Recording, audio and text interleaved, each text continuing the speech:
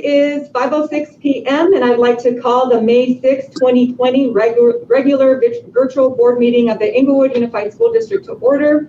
This meeting will be conducted pursuant to the provisions of the Governor's Executive Order N2520, which suspends certain requirements of the Round and Around Act.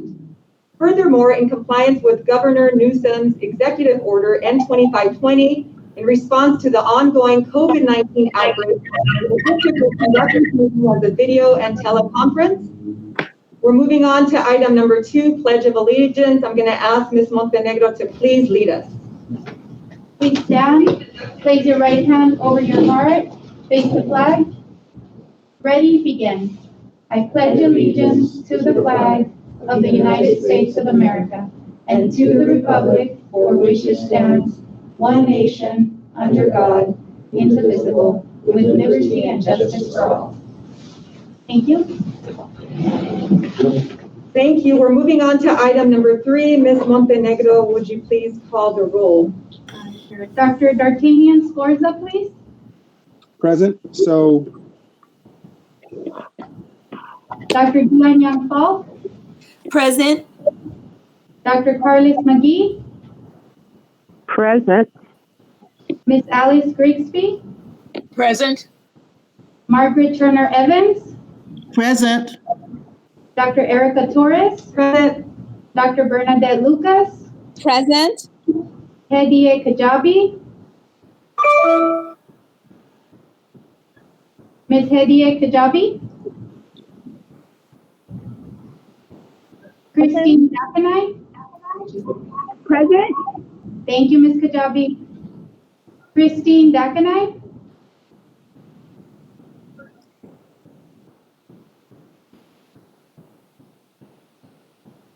Ms. Christine Dakanai. Present. Thank you. Norberto Perez.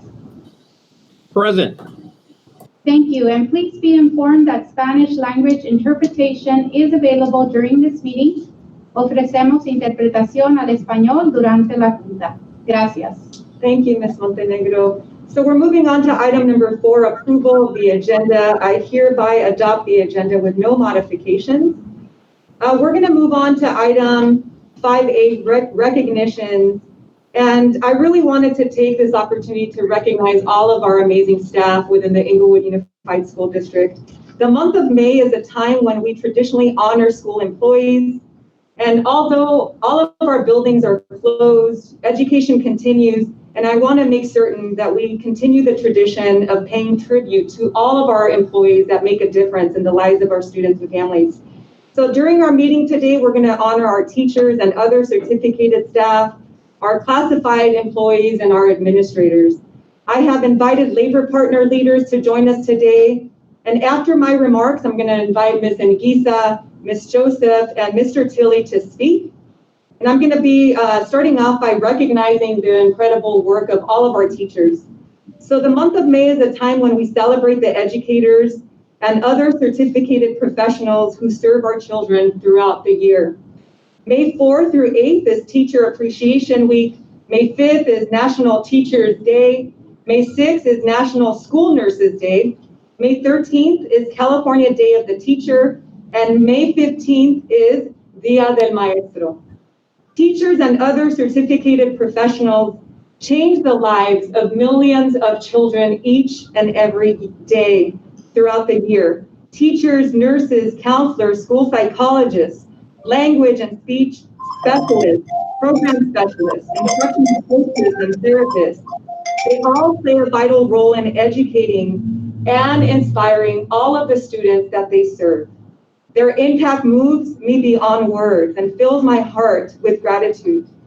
And with the abrupt end to the physical school year, our educators have done an amazing job of continuing our work, ensuring that we provide our students with continuity of learning and at-home lessons. Our teachers have worked so hard to ensure that every student has the tools they need to reach their full potential. It's in these challenging times that we recognize and honor our district's educators who play a critical role in our children's lives. inspiring a lifelong love of learning and discovery, and making a difference in their well-being and long-term success. Krista McCullough said, "I touch the future, I teach." The teachers of the Inglewood Unified School District touch the future every day, and it's because of their hard work that I remain confident of a very bright future for our district, our students, our community, and most importantly for our students. And I wanted to thank all of you from the bottom of my heart for everything that you do each and every day. I'd like to ask Dr. Scorza if he would like to share our thoughts, and we'll ask our other board members to also join me in expressing gratitude to our amazing educators. Dr. Scorza. Yes, I'm deeply proud of the hard work of our teachers and our staff. It's been just absolutely amazing to see the work that you all have done, the leadership you all have engaged in, the hard work getting food out to our communities. I'm just so proud of all that you all are doing. We're deeply grateful for the staff. Doing this in the midst of COVID-19 has been not only a yeoman's job, but has been critically needed for our community. And I can't tell you how many positive things I hear from folks. So on behalf of the board, we are grateful for teachers. We're grateful for your leadership. My kids are grateful because they're in Inglewood schools. And I'm sure other board members are as well. Board members?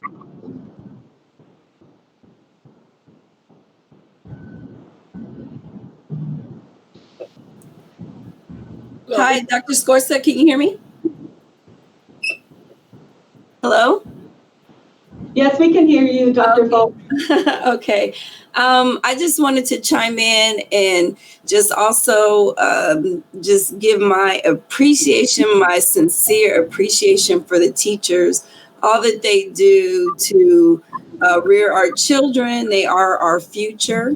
And even though I had a huge appreciation for them before, now that I am homeschooling a 9-year-old and a 6-year-old, I am really have a very, very thorough understanding of what their day is like and what they go through to educate our children. So COVID-19 has taught me to really, really even more respect the teachers, what they do, and always to fight for justice for our teachers, because our teachers go through a lot. And now that I'm seeing it firsthand, I really, really appreciate it. So thank you from the bottom of my heart for all of the parents out there that are homeschooling and they're thrown into this whole teacher arena. So we appreciate you.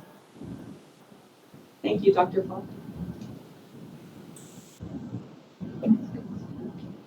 This is Alice Grigsby. Hello, Ms. Grigsby. I would just like to say that during this new norm, social distancing, online learning, we truly do recognize and appreciate the work of all of our school employees, because we love the way that you support the district in so many ways.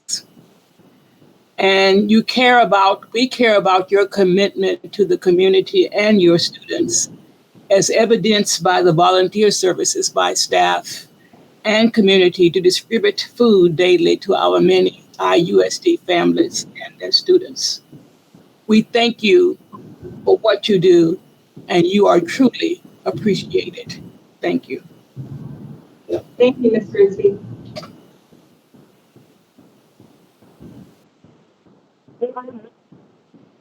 This is Dr. McGee.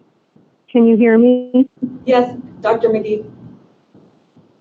I just want to say just a huge thank you. I think the other board members have really filled in the beginning and the middle and the end of the sentence. I just wanted to echo. We're just super grateful for your commitment. Thank you. Thank you, Dr. McGee. Hello, this is Margaret Evans. First of all, I don't have any children. The ones who have children in the district have spoken, the two board members, and I don't have any more children in the district, but all I can say is I understand what you're going through. I am so happy that I'm now retired and I don't have to go through it, but I really have a great appreciation for all that you're doing during this time. And as far as serving food to our students and families every day, kudos to you for that. But to have to get up and work and still teach a class, and if you have children at home and have to teach your own children, that's even more of a reason to be thankful that we have dedicated teachers like you. So I do want to express my appreciation to all of our Inglewood teachers and staff, because it's people in the background still doing other work in the school district, and we appreciate you also. But teachers, hats off to you. Thank you so much. Thank you so much, board members. Ms. Ngisa, would you like to share a few words on behalf of the Inglewood Teachers Association?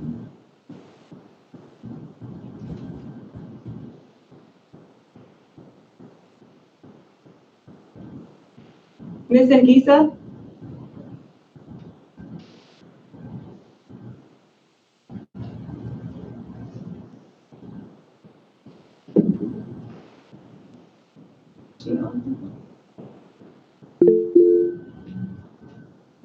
She's calling in. So we're going to wait a few moments for Ms. Ngisa.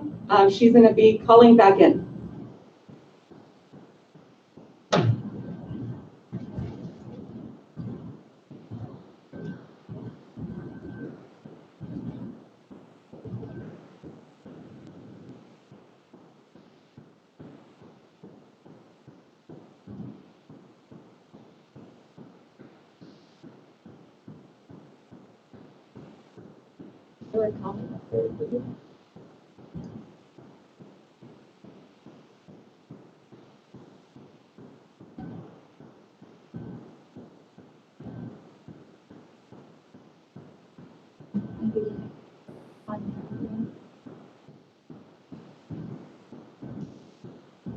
Can you see if she's on already?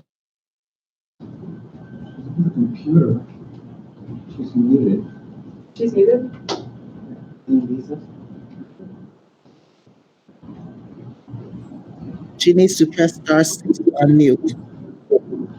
So Ms. Ngisa, it seems like you're on mute. Would you like to unmute your computer, please? She's on her phone. If you're on your phone, it's star six. I'm sorry, can you hear me now? Yes, we can. Thank you so much. My apologies. Something happened with my computer. I'm sorry. That's okay. First of all, I do want to thank you, Dr. Torres, for recognizing the teachers. On behalf of the Inglewood Teachers Association leadership, we would like to thank our dedicated members, our teachers, counselors, psychologists, nurses, who have shown their resolve and their strength of character, especially during this crisis. On March 13th, a date that for many of us will never forget, our schools closed and teachers were asked to engage in, and they're asked to learn, and basically we had to self-teach a different method of teaching we'd never been trained in. And our teachers are doing that. We are really proud to say that every day, all day, sometimes weekends, teachers are working together and learning how to distance teach or e-teach, if you will. And some, like myself, with the help of my students, they seem to know a lot more than I do in this area. And this is difficult for all of us, but ITA is really proud of our teachers, and that's who we are. They are. We are IUSD teachers, and we never quit. We do want to say thank you to all of the administrators on the site, our classified brothers and sisters, our district office staff, our district office leaders, our board members, our students, parents, and community who are supporting us to make this e-learning possible. And it's difficult. We won't quit. We are so, once again, proud of our teachers. We thank every last one of you, every employee in this district for supporting us to make this happen for our students. And we thank you. We thank our students, community, and we really salute our teachers. And thank you very much to everybody. Thank you so much, Ms. Ngisa. And we are so grateful for the support of all of our ITA members. Thank you so much.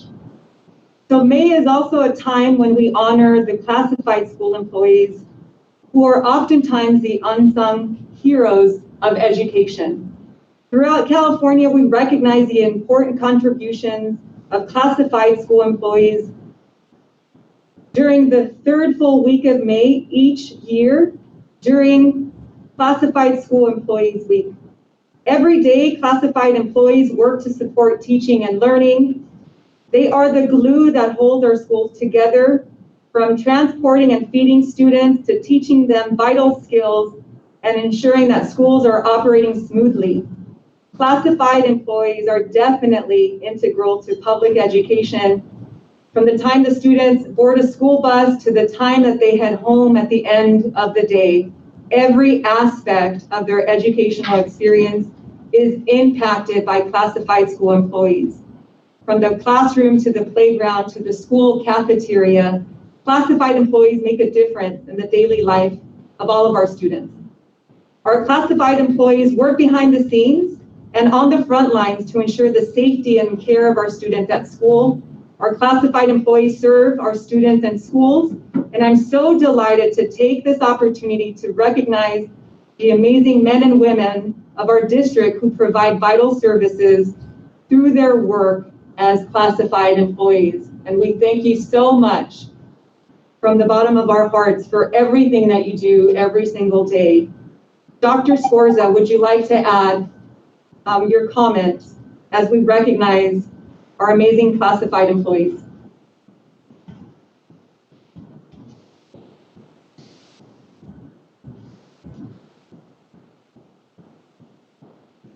Yes, thank you so much, Dr. Torres.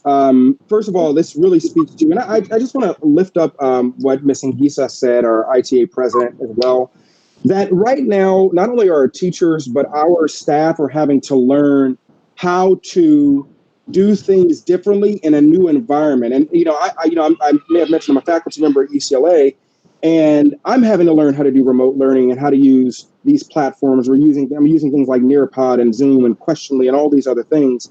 And I know that both our teachers and our classified staff are responding in new and dynamic ways. I really want to thank every last single one of you, because not only are you learning how to take care of our schools, learning how to, make sure we do deep cleaning and engage in practices that we hadn't done before to protect the safety of our students and our campuses and our teams, but we're also, showing up and still serving the community.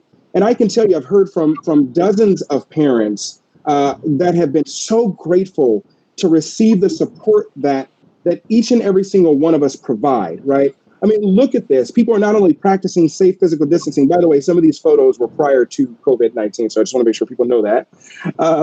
But know that your contributions matter, and that our community sees it and appreciates it. And this is the reason why they're coming to us. This is the reason why people want to enroll at our local schools. This is why they want to go to Hudno, because they're going to remember Hudno and the team there cared about us, and they were there for us from the very beginning at the start of this crisis. So again, this is Teacher Appreciation Week, but it's also an appreciation of all of the hard work of our public servants, those of you who are on the front lines to make sure that we care for the needs of our families. Board members, would you like to add any comments?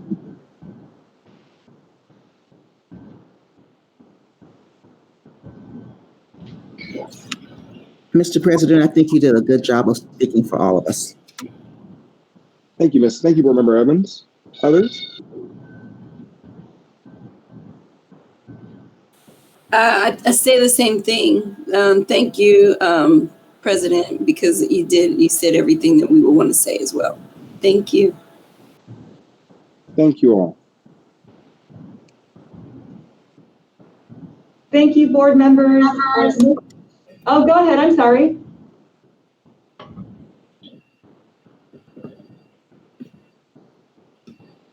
Did we have another board member that would like to share?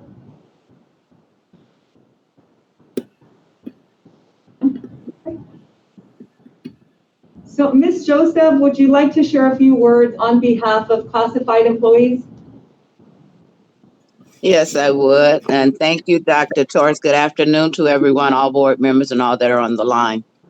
I want to take this time to really thank classified employees for showing up and showing out on this COVID-19 epidemic. I mean, it's like we never expected this, but we do have to do what we need to do for our children.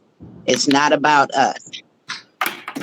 A shout out to mainly to food service workers, to all the food service workers that have been coming out, stepping in, doing something we've never did before. I thank you from the bottom of my heart. And to the maintenance department. You guys are a little short right now, but we have something going on for you. We're going to get the job done. Together, we stand. Divided, we will fall. So I want to say thank you to all the classified employees and also ITA. You guys are doing an amazing job also with the children. So I want to thank you guys also. Thank you so much, Ms. Joseph, for sharing your kind words regarding our amazing classified employees. And again, congratulations and a big thank you. I'd like to conclude our employee recognition today by acknowledging the work of our amazing administrative team. May is also a month when we recognize and honor the school administrators who guide our schools, lead the staff, and support high-quality teaching and learning each day throughout the year. Leadership is one of the most essential elements for success in life and a critical ingredient of a successful school. School administrators provide the leadership, vision, and dedication to mobilizing the community to support student achievement. The students who walk into our schools each day come with bright eyes, open minds, and the promise of limitless potential. School administrators are guardians of that promise and potential. They hold the keys to access, equities, and it is through their professionalism and dedication that we enable teachers and other educators to do their very best and to bring out the best in our students. Principals set the academic tone for their schools and work collaboratively with teachers to develop and set performance goals and objectives, all in an effort to improve student achievement. Extensive research confirms that school leadership is second only to high-quality classroom instruction in its impact on student learning. The administrators of the Inglewood Unified School District are educational visionaries, instructional leaders, assessment experts, community builders, public relations experts, budget analysts, facilities managers, special programs administrators, and guardians of various legal, contractual, and policy mandates and initiatives. And it is my great privilege and honor to work with an amazing administrative team here in our district. And I'd like to ask Dr. Sforza if he would like to share some words about our amazing administrative team. Yeah, absolutely. And I can actually see some of you. I'm happy to see Mr. Tilley here on the tube. Also, who's the principal of the school where my son goes to, Miss Goolsby, and others that I've seen just working hard. Mr. Stewart, Mr. Caldwell, the whole Mr. Coffey, all of you. And if I didn't name you, please, count it against my head and not my heart. I have just seen such amazing leadership throughout this district. Obviously, these pictures they're beautiful, but they don't do justice to the support that our administrators provide for our teachers, to the hard work that they do managing our campuses, to the challenging cuts we've had to deal with, and the creative ways that you all have employed strategies to make sure that our kids still access a high quality learning. I'll tell you, again, I talk to a lot of folk in the community, and I can't help but talk to a lot of them right now, given this challenge we're all dealing with. And the number one thing that people care about is their own local school.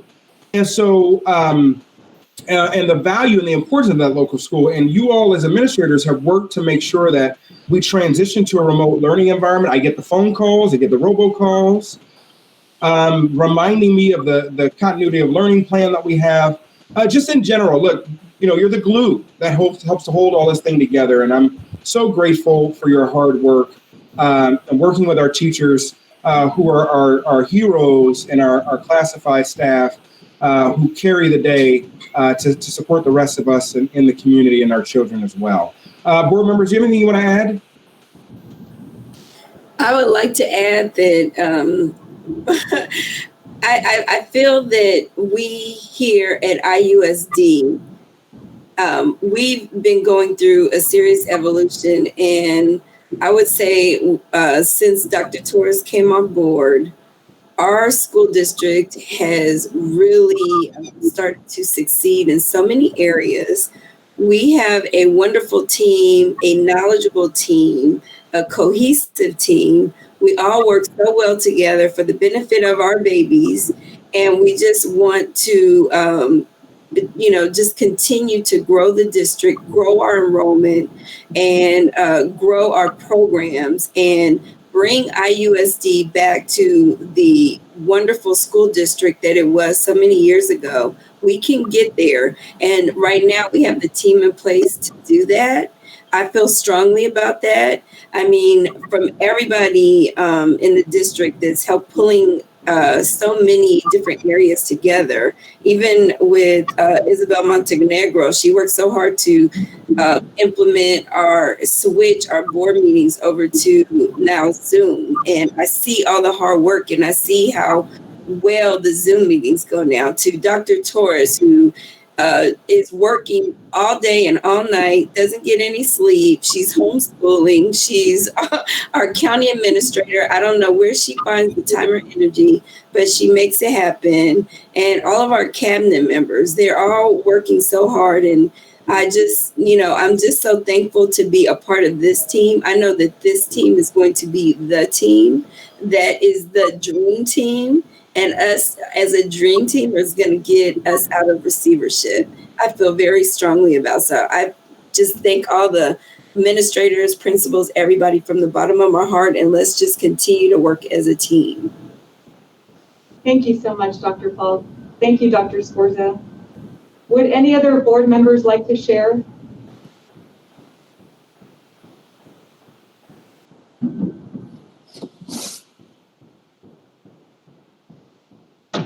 So thank you again, board members. Mr. Tilley, thank you so much for joining us this evening. I'd like to ask if you would please share a few words on behalf of the Inglewood Management Association. Mr. Tilley, can you please unmute? Thank you so much. Welcome. Okay. Well, thank you, Dr. Torres, for inviting me, and thank you, board, for the kind words. Just have a couple prepared remarks, but before I say that, I want to also thank our classified and teaching staff for all the hard work they've done during this time and just going above and beyond for our students and communities. Of course, I'd be remiss if I didn't also acknowledge the hard work of the district staff, administrators, and also the site staff, and doing all they've done to make sure that continuity of learning actually happens, whether it be distributing Chromebooks to supporting our teachers, our students, our families online.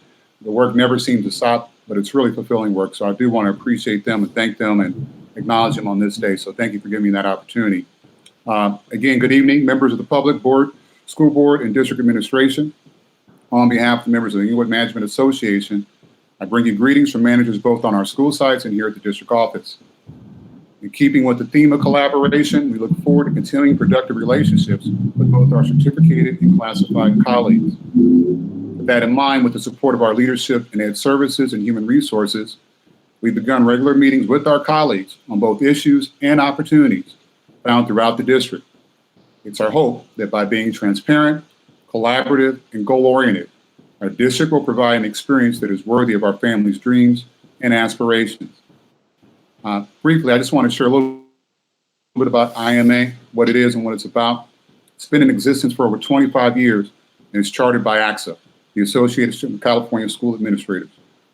As a group, we work with both the teaching and district staff in matters described previously, as well as work to provide professional growth opportunities and discuss job-related issues with the superintendent or state administrator. More recently, leadership in IMA has informally consulted with the state administrator in areas of compensation and professional development. Now, before I go, I'd be remiss that if I didn't acknowledge the passing of Sandra Black Walker. Mrs. Walker was a longtime employee of Inglewood Unified School District, starting as a teacher and eventually becoming a site and district administrator. I can honestly speak for those who work with her and myself in saying that she's had a profound influence on our careers, and though she's been gone for about 10 years from our district, her work is still considered the standard of excellence by those who knew her. So having shared that, I just want to wish her family the best during this difficult time. Thank you. Thank you so much, Mr. Tilley, for joining us. We appreciate our amazing Inglewood Management Association and our administrative team. So thank you again for joining us this evening. I just want to conclude by once again thanking Ms. Ngisa, Ms. Joseph, and Mr. Tilley. They represent all of our employees who work so hard each and every day, and they've done a great job of serving our entire community. And it's really my honor to recognize their contributions this evening. So thank you again, board members. And thank you again, Ms. Ngisa, Ms. Joseph, and Mr. Tilley. So we're going to move on to item number 6 of our agenda. This is public comments on agendized and non-agendized items. Members of the public who submitted a request for public comment form to be addressed by the county administrator and board will be read aloud during this meeting. The form is available 72 hours before the scheduled board meeting and is closed 2 hours before the start of the meeting. Requests were also accepted by mail to the county administrator at 401 South Inglewood Avenue, Inglewood, California, 90301. The guidelines for public comment will be in accordance with Board Bylaw 9323. Ms. Montenegro, do we have any public comments on agenda items? We do, Dr. Torres. Thank you. 2 of them, and our first one is Mr. Chris Graber.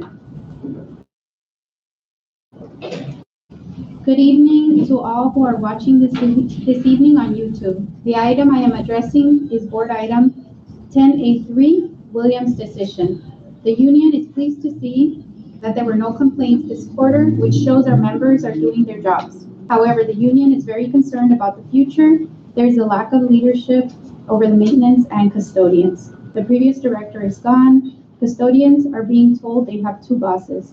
This is improper. Every worker should have one person to report to. Principals need and should be their only The principal should be their only supervisor for their hard-working employees. It is the school site principal who the public turns to if there are problems and not the maintenance director. They know the principal. In addition, vacancies need to be filled as soon as possible. Every month, few, if any, employees are hiring and many retire and quit. This needs to change. And our second public comment is also from Mr. Chris Graber, and it's under item 10A1. More upper management positions are being modified, added the name when the district is laying off classified employees. Huge increase and increased salaries. The governor of California makes around $190,000 per year. Lastly, the union is concerned about safety of the workers, food service, custodians, and maintenance workers that are working during this crisis. The union requested gloves and masks. We were told to the extent such supplies are available. This is unacceptable. This will now try and deny it. However, it is true. We have it in writing. The state has accrued millions of dollars to this matter. The union will not allow frontline members to work if these items are not provided. Okay, and that concludes our public comments around agenda items. Then I move on to non-agenda items. Our first public comment is from Mr. Frank Weaver. Good evening, board members. I would like to address the growing concerns that myself and fellow classified staff have. We are concerned with the fact that layoffs continue while we constantly see the board approving new job titles and pay increases for managers and directors. These changes are in the form of putting people in positions without posting them to the public to apply for. We also see these changes in titles to excuse the pay increase. This can be shown in titles such as executive directors into deputy directors. We, the staff, feel this is nothing more than the district filling their own pockets and building a resume for the next stop. If the district is hurting for money, I don't understand paying $168,000 a year, and the state, we have to lay off workers in the same hand. I beg you to change your ways. We, the classified staff, find it disgusting that we have not been given a decent increase in pay for years. Board members, ask yourself if you cannot live off of a salary of $32,000 a year. Why must we? Reports show most positions in Inglewood Unified are the lowest in the county.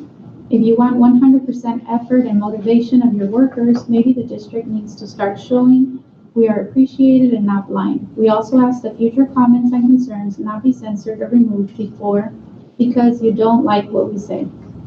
Thank you and have a nice day. Our next public comment on non-agenda items is from Mr. Christopher Graver. My name is Christopher Graver, representative of CalPro. The union gives thanks to the workers providing services to the community at this time. Today is National Nurses Day. The union supports nurses throughout the United States. The union is very concerned about the lack of nurse techs that are in IUSD employees. The district is using outside agencies at the high cost to the district to provide these vital services. The district has stated several times that it wants to discontinue this practice, but nothing has happened. IUSD needs to focus of hiring its own employees. The benefits of this is very clear. HR needs to focus on this important issue. Contracting out work needs to stop. This week, once again, the union has been informed about an outside landscaping company cutting lawns and not doing a very good job. The union has provided pictures to prove its case. The company is using hand mowers, grass clippings not picked up. At the last school board meeting, IUSD did not read the complete statement from the community. I, for one, know this to be true. My statement was cut off. I reviewed the clock on YouTube and saw only about 1.5 minutes were taken. This is unacceptable. I can provide my own YouTube video. I strongly recommend that the public is allowed to use this option. The union raised at the last meeting but was cut off. The golden handshake is allowed during the ongoing fiscal crisis. The union wrote to the district too, but has never received a response or study of this. Okay, and our last public comment on non-agenda items is from Sheila McKissick. And the public comment reads, transportation. What will be done to provide us as drivers with proper and adequate training? As the senior driver, I have stepped up and took on the responsibility of assisting drivers with their training. The current transportation coordinator is lacking in all aspects. As the most senior driver, I find myself leading her. She calls me for direction and help. She leaves when she's shorthanded. I've been here the longest, and the atmosphere is unhealthy. What will the fall bring? And that concludes our public comments for this evening. Thank you so much, Ms. Montenegro. I appreciate your help. So we're moving on to item 7A, student reports. I am so honored to introduce one of our students by the name of Emmanuel Ehiguala from City Honors International Preparatory High School. And Emmanuel will share his report with us. Welcome, Emmanuel. Good evening. Good evening. So now I will begin the City Honors International Prep School Board Report. Good evening, Dr. Torres, district board members, community members, IUSD staff, and students. I'm honored to present this month's student board report for City Honors International Prep School. Now, beginning with academics, City Honors Academic Foundation has continued to grow stronger each year. The implementation of college classes from El Camino Community College have continued and expanded to allow students to even on their campus. There were a total of 12 college classes offered on campus during the 2019-2020 school year.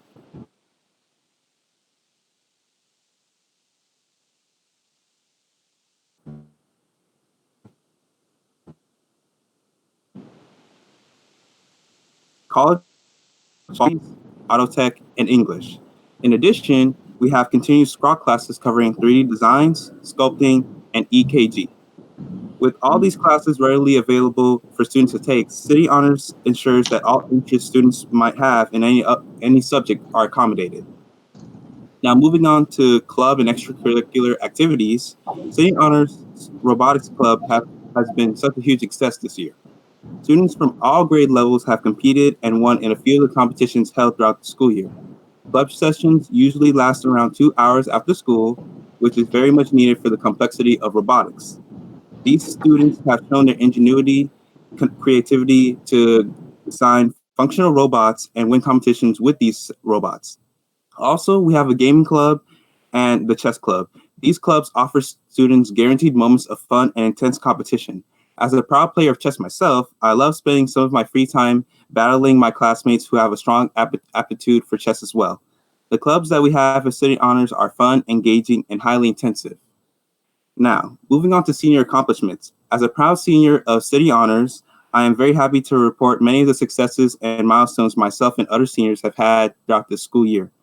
The college application process was very tough and tiring, but Ms. Williams, our college counselor, made sure she came to our classrooms each week to make sure that we were headed in the right direction.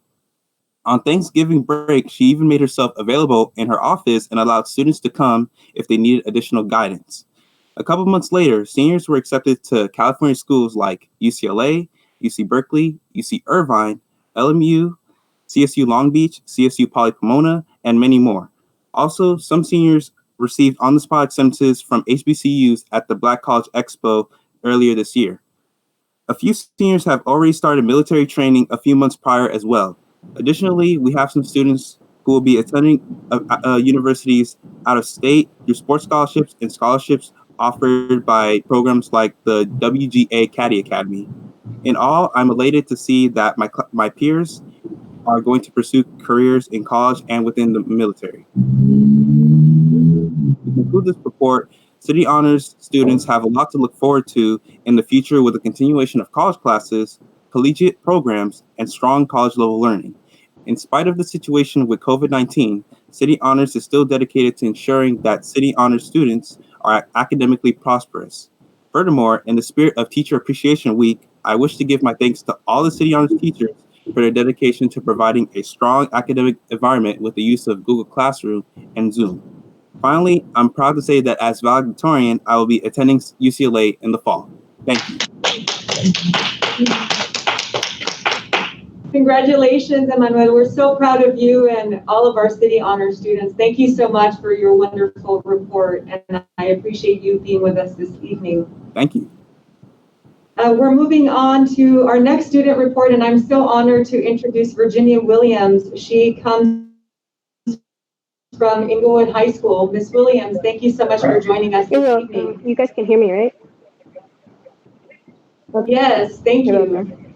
Good evening, Dr. Torres, distinguished board members, Inglewood community members, friends, and family. My name is Virginia Williams, and as ASB president at Inglewood High School, I'm here today representing the home of the Sentinels, the students, staff, and the principal herself, Ms. Debbie Tate. First and foremost, I hope everyone listening to this is staying safe and healthy. I am very happy to know that even in this time of crisis, our district is working very hard to make sure everything is stable. Making sure classes of 2021 to 2023 are able to keep up their works, and helping ease the minds of the class of 2020 with senior events, college admissions, and most importantly to our seniors, graduation. For this report, I have taken the time to ask students of Inglewood High how they're feeling during this time. And lots of these comments you've probably already heard. As you know, this transition has been very difficult for us all. Students who were previously involved in sports or participating in clubs are sad they aren't able to attend events anymore. For many, being able to attend school provided structure, and online classes are lacking in that due to no reinforcements. On top of that, some teachers give way too much work, and some teachers don't even have a classroom for their students. There are lots of things that don't mix, but if one had to be a priority, I believe student focus should be the one. Our ASB class since the quarantine feels inadequate, powerless, and overwhelmed all in one.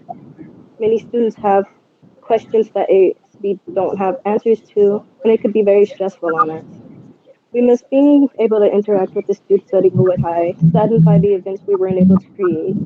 Although we feel this way, the recent senior activity meetings I've been attending have helped to ease the burning questions and little by little give ASB the responsibility we long for.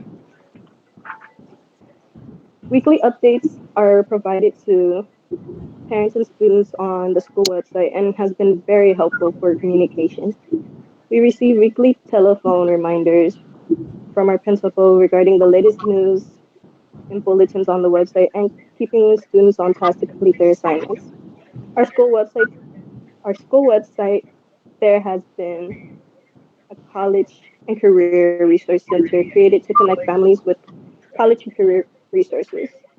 One being the College Board updates, SAT and ACT updates, college admissions deadlines, and much more. Feel free to check it out. Our counselors are in communications with students as needed and making sure students are connected to their teachers. Providing Chromebooks for students has been very helpful.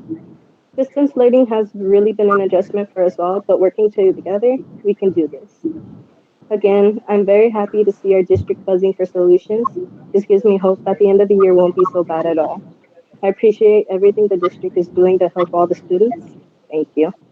Thank you so much, Ms. Williams. We appreciate your report. It was wonderful. And thank you again for sharing your experience with online learning. I appreciate you and Emmanuel so much. Thank you again for joining us. We're going to move on to— It was a pleasure. Oh, I'm sorry, Emmanuel. Did you say something? Oh, I was saying it was a pleasure. Thank you for having me today. Oh, thank you so much. You're so kind. Have a good evening. Thank you again for joining us. We're moving on to item 8A. It is a presentation. I am so honored to introduce to our school community, Mr. Norberto Perez, our Chief Operating Officer, who will provide us with a presentation. Mr. Perez.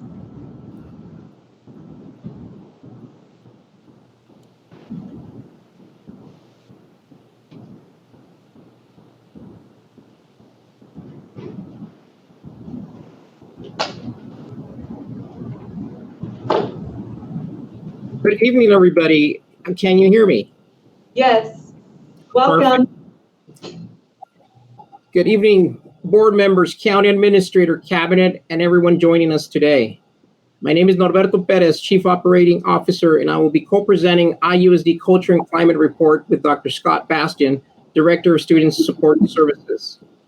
This is the perfect segue, listening to the appreciation recognitions and the student reports we just heard. So I hope you enjoy the report.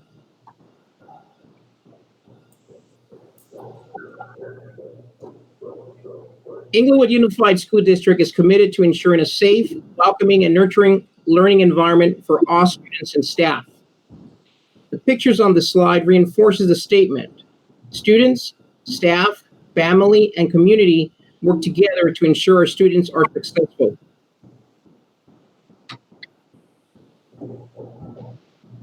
The benefit of positive school culture and climate. In this picture, in this slide, you see how positive school culture and climate is essential to the success of the student. When the conditions exist, the results are the following: higher school motivation and engagement, higher academic scores, higher levels of attendance, and higher levels of school connectedness. IUSD continues to support a district-wide positive culture and climate setting to ensure our students are successful. Additionally, we focus on the whole child, ensuring we are culturally sensitive and understand the needs of each particular student as well as the Inglewood community.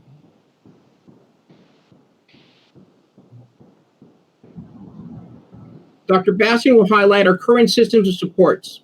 Dr. Bastian? Good evening. Students need to feel supported in all aspects of their lives. With a focus on the whole child, Inglewood Unified works collaboratively across all district departments, including but not limited to educational services, student support services, and special education, ensuring that the behavioral, academic, and social emotional needs of all students are met through deliberate efforts to engage students in meaningful educational experiences, to identify and effectively respond to signs of students in serious need, and to prepare all students to become healthy, lifelong learners.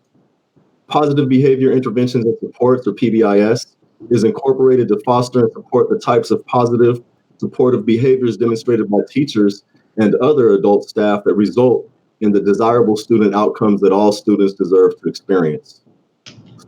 School counselors meet weekly with student support services and educational services, at which time they receive guidance and training relevant to their professional duties and to the current needs of students, parents, and teachers during these challenging and not normal times. Counselors also attend biweekly counseling and mental health level-alike meetings hosted by LACO and numerous other professional development trainings and webinars. Mental health services provided by Didi Hirsch and Vista Del Mar continue to be provided via phone or video to students during the current campus closures. There are currently 23 telehealth services identified as being provided during the current closures. When a student demonstrates difficulties maintaining appropriate school behavior and or serious challenges with learning, schools may convene a student success team, bringing together the student, parent, teacher, and other stakeholders involved in that student's education in order to implement a support system tailored to that particular student's needs in the regular classroom environment. When appropriate, that student may be referred for a special education evaluation or a 504 evaluation. A school attendance review team, or SART, is convened by the school site whenever a student is identified as chronically absent or at risk of becoming chronically absent or truant. The SART will include the student, family, and relevant school staff to discuss and identify resources that can assist the family in reducing absences. If all options and interventions implemented by the SART have been exhausted with little to no improvement, then an attendance resource panel is convened that typically includes the school counselor, school administrator, and key members of the student support services team, including the LCSW, student support specialist, and community liaisons. The resource panel is an opportunity for the school to present the case to discuss interventions provided at the site level prior to referring the case to SARB. It may be determined at a resource panel that additional interventions such as home visits or referrals for services be put in place prior to sending the case to SARB. SARB is the School Attendance Review Board, which is the last resort, where a multidisciplinary team, including representatives from student support services, the school site, departments of mental health and probation, and a representative from the district attorney's office, come together to meet with the student and parents or guardians to review the student's attendance record, the interventions provided, and to make additional recommendations to support attendance improvement. If, however, no improvement has been made, the student's case may be referred to mediation at the district attorney's office. Community schools is a partnership with LACO, various districts, including Inglewood Unified, and multiple county agencies. The community schools pilot, which was launched in September 2019, is underway at Inglewood High Schools, serving as a hub for a range of support services for students and their families. This initiative provides each campus with a full-time program specialist and a full-time educational community worker to support parent engagement. Community liaisons facilitate communication between Inglewood Unified, parents, and our community partners.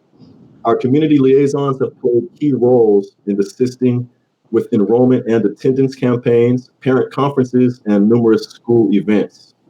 During the current closures, our liaisons have stayed busy initiating and maintaining partnerships with community organizations interested in providing support to our families experiencing hardships, including homelessness and or loss of income. The Inglewood Unified Student Support Services team has identified through our own student information system and through LACO's educational passport system, foster youth and students experiencing homelessness who are now enrolled in Inglewood Unified. Since the pandemic began, student support service team members have maintained regular contact with a dedicated caseload of students' families to provide support with food and clothing resources, technology for learning, and other available community resources that are updated regularly. The team has been mindful that more families are experiencing new hardships at this time as a result of the current pandemic, and therefore they are on our radar for identification and continuous support as needed.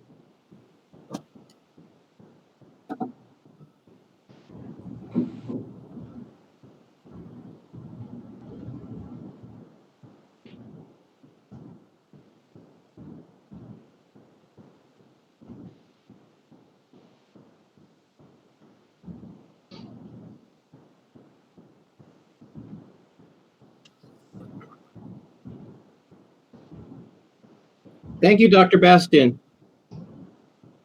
For the next slides, we will be highlighting PBIS, Positive Behavior Interventions and Supports. PBIS is a framework that incorporates school-wide to create a sustainable and safe school. It teaches students expectations within a positive support approach. PBIS helps promote a positive school culture where students and community feel safe, respected, academically engaged, and provides a support system as a community where all stakeholders share the same vision. Implementation of PBIS is part of our LCAP Goal 3, creating a safe and welcoming learning environment where students and families are engaged and connected to their school in order to support and increase student success.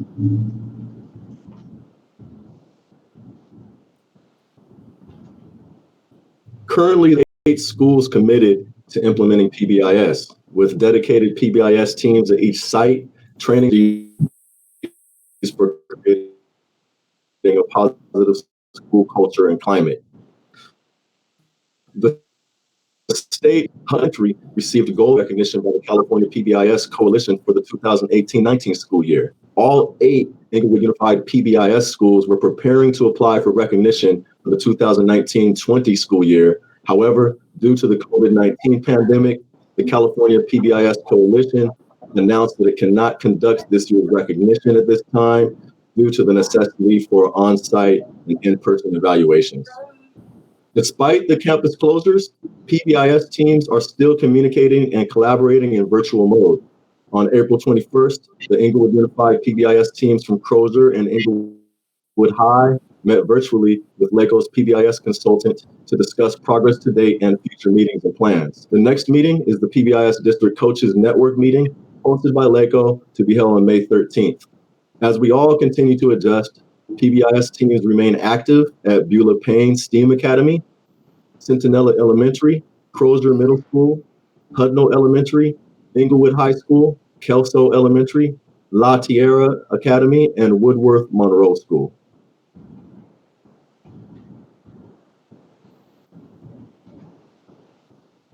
The following slide shows a bar graph that represents how many suspensions we have had yearly. As you can see, it has decreased throughout every single year.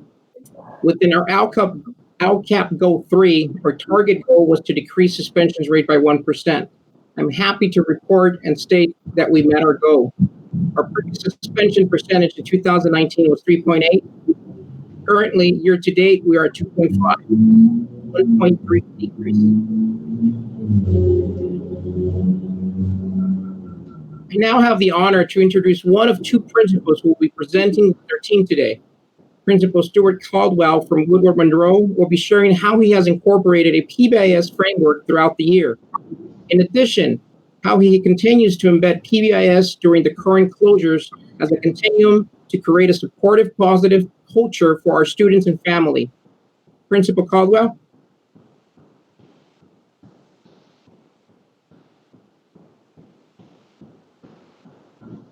Please unmute. Mr. Caldwell, can you please unmute?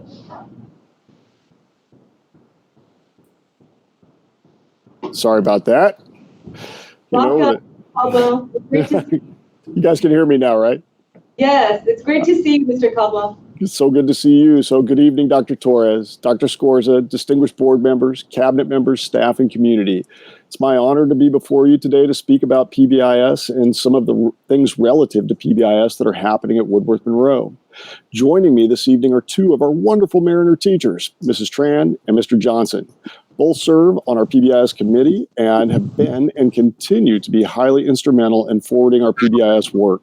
I'd also like to note that both are actively teaching our IUSD students while managing their own small children at home, which is no mean feat, right? I can't thank them enough for all that they do, but particularly for giving a bit of their time to speak here before the board this evening. I'd like to turn the microphone over to Mrs. Tran to speak about our PBIS work at Woodworth Monroe. Mrs. Tran? Yes, good evening. Thank you for having me. It's an honor. I am the coach at Woodworth, the PBIS coach, as well as a first grade teacher at Woodworth Monroe School. Speaking on active PBIS team, we have an active PBIS team, which includes staff from both the middle and primary level,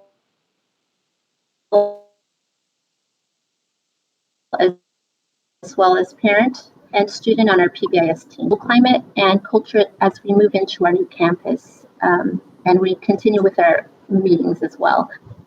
School-wide events. School-wide events are tied in with our school-wide expectations. We are Mariners, and we show Mariner pride. So it ties in with all our school events, ties in with our school-wide expectations. Some of the events that we've held are students versus teachers sports competitions in volleyball, basketball. We've also had rallies as well as themed PBIS events to encourage positive behaviors and expectations. And Jamal Johnson, my partner, is going to speak on staff and community. Yes. Team building. Everyone hear me? Yes, thank you, Mr. Johnson, for joining us. Awesome. So at Woodworth Monroe, we've always previously have recognized our students, their achievement and success. But now as one school, we wanted to really push the envelope and take it to the next level when recognizing our student success and achievements. So on both campuses, teachers, staff members give out merit or gold to our students for, being respectful, positive on campus, doing what they're supposed to do on campus, just catching the students being good. Student receives the Mariner Gold for that being recognized. And students can use those Mariner Gold bucks to purchase things. This year we had a student store on both sites, and we have a weekly raffle, every Friday where students can input their Mariner Gold to win an assortment of prizes. So that's how we have been recognizing our students on our site. As far as our staff and community team building, we're constantly trying to reward our staff for their continuing work with PBIS, and also just being there every day and digitally working with the students. So recently we had a white elephant party, and we're going to continue on with staff building for future in the future. Thank you so much, Mr. Johnson, Ms. Tran. I appreciate that you guys gave us a little bit of your time to talk about our work, and I know you have little ones at home, so I tell you, all the good things that are happening at Woodworth Monroe are happening because of the energy of teachers like Mr. Johnson and Mrs. Tran and the many others that we have at Woodworth Monroe. Mr. Johnson spoke briefly about the staff recognition, and I want to tell you, we started this thing this year called the Inspirational Mariner, and what that is, by way of helping to further our PBIS culture, is any student can nominate any single adult, classified or certificated, as an inspirational mariner. And then once a month at our staff meetings, those students will come and read the reason that they nominated that particular adult and present them with a medallion that says Inspirational Mariner. And it's gone over quite well. It gives our students a public speaking opportunity, and it really helps our adults to understand the impact that they have on the children in our building on a regular basis. Another thing that we have done this year, and we look to continue to build, are check-in circles in our classes, and holding circles when and if there are things that we need to celebrate and recognize, or when or if there are challenges that arise in a classroom.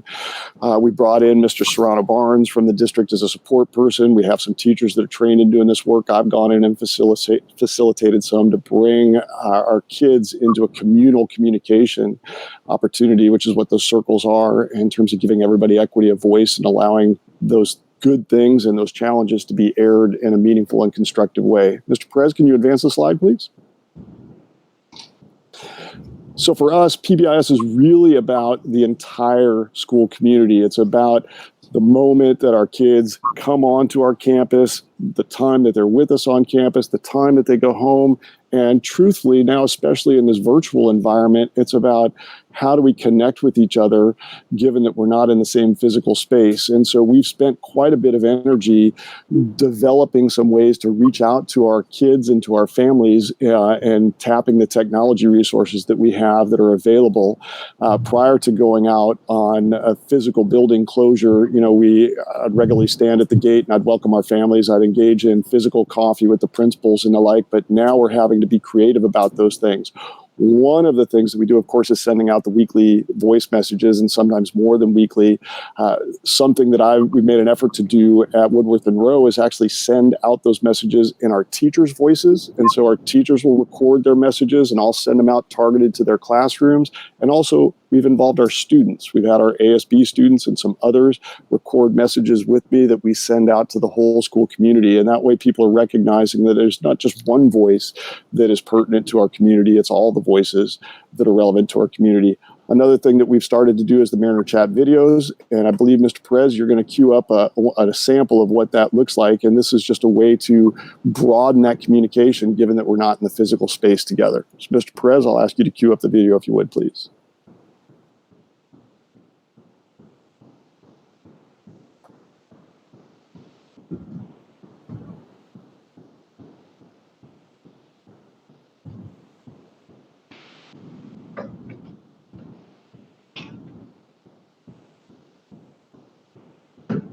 We're all getting used to the technology challenges, right?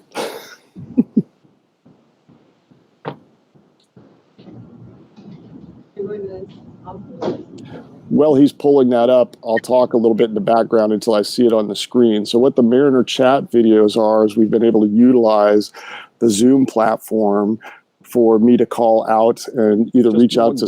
There we go. I'll step back.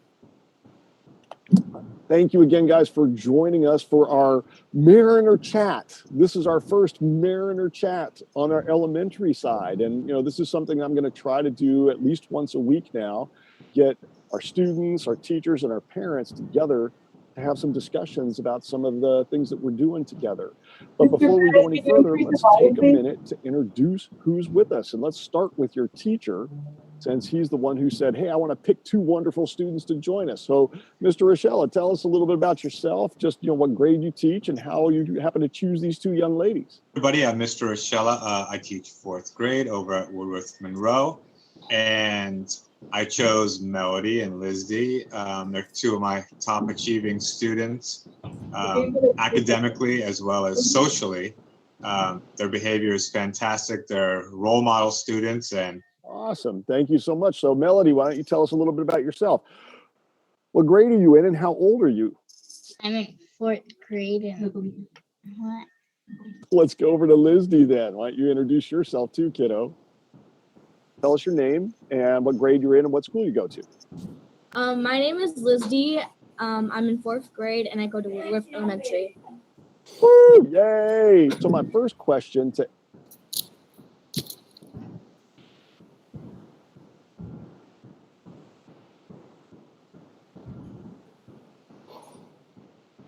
we're queuing up particular spots on the video, guys, just so you're aware. So Nos agradece mucho por hacer lo que tengamos que. Rochelle started the ball and said, maybe doing a video. You've heard one idea now, and I gave you my 2 cents about it. So, Lizzie, what do you think? Is there something that we can do to make this better? when you're working on iReady or something, what do you think? Like, oh, I wish it was this way. This would make it better. Oh, you read together? Reading together? That's a good idea.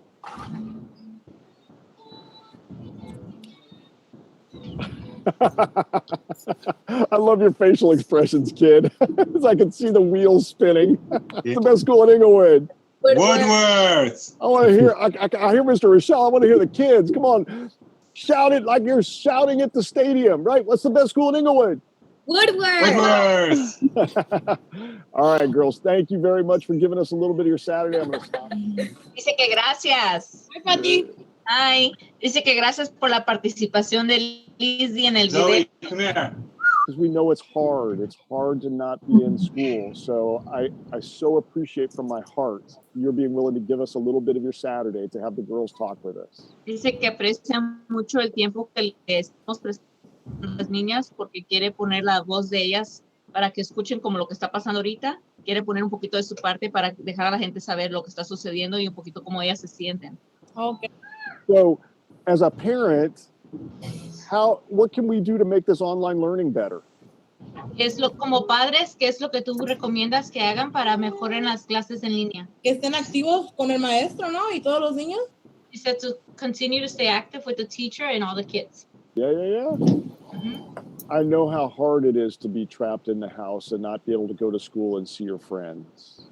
Él sabe lo difícil que es estar atrapado en la casa y no poder ver a los amigos, porque Melody y Lizzie dijeron que lo principal que extrañan de la escuela son sus amistades.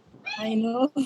No quiere las clases en línea, dice, quiere ir a la escuela ella. She doesn't want online classes, she wants to go back to school. Yeah, and as a principal, I want the kids to come back, but we don't want to do that until it's safe. Dice, como un principal, él también quiere que los niños regresen, pero no quiere hacer eso hasta que esté todo bien. Todo bien. Okay. The big reason I chose both these girls is, including myself, we all have little ones running around the house, which makes doing the schoolwork challenging, very challenging. You know, for me, making the work and contacting the kids and for them completing, you know, what I give. I've got a 3.5-year-old. Melody, how old is your sister? Madeline, 2. And Lizzie's younger sister is even younger. How old is she? No, she's going to turn 10 months.